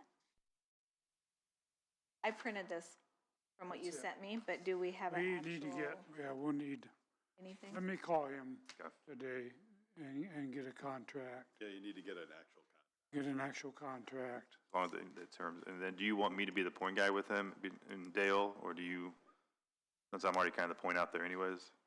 I'm gonna hook him up with Dale and let them kind of do anything, but if you have any questions. If you, okay, yeah, I Yeah. would say, yeah. Okay, I'll give him your number, okay, that's fine, but if you want to get him the contract to Susan. and it's, yeah, contract to Susan. Do I need to amend my motion to say for acceptance of the written contract? You mean to allow Bill to sign on behalf of the commissioners to Well, enter into the contract, or how far are you going? well, I just want to make sure that legally we're not committing to something that we haven't signed yet. Yeah, we might have the cart We in should front have of a the horse. contract, little bit. written contract Okay. in front of us. So, Well, I guess, sure. So if you want to, you could approve the contract once you have it in writing. You could approve it at the next Yeah. commissioners meeting yep. and authorize Bill to sign it then. I was just trying to get. We've authorized to go with Oberlin, but not Yep. You're authorized. choosing the Oberlin numbers, but you need to see them in actual fact. And then we'll do another motion on. Yeah, we, Okay, that's fine. So I have that you motion to accept the Oberlin auctions for the auctioning of Sunny Meadows items pending the written contract. Okay, there you go. And then, And it's, yeah, Ellen, you approve the amendment? I approve the amendment as a second. yeah. So then if you want to give me his number, then I'll get him hooked up with Dale out there and we can start that process. Get it moving. Okay, sounds good. Anything else? I have one more thing. We are changing, we're in the process of changing timekeeping systems. 2 departments have Right Stuff, and we're gonna move to attendance on demand with LAO. But for central communications, no. Yeah, central dispatch, I need you guys to, direct, or however we say it, Attorney Cruz to start the process of ending their current contract with Right Stuff so that we're within the 90 days noticing of non-renewal. That was a lot of We words. have 2 contracts with them, right? One is, One is central dispatch, one is community corrections. yes. Yep. If that's what you want me to do, I can send out letters to both. You just have to do it more than 90 days before the contract is up, and we think that it's likely, based upon Susan's review, that if we do it now or relatively soon, we should be good on both contracts.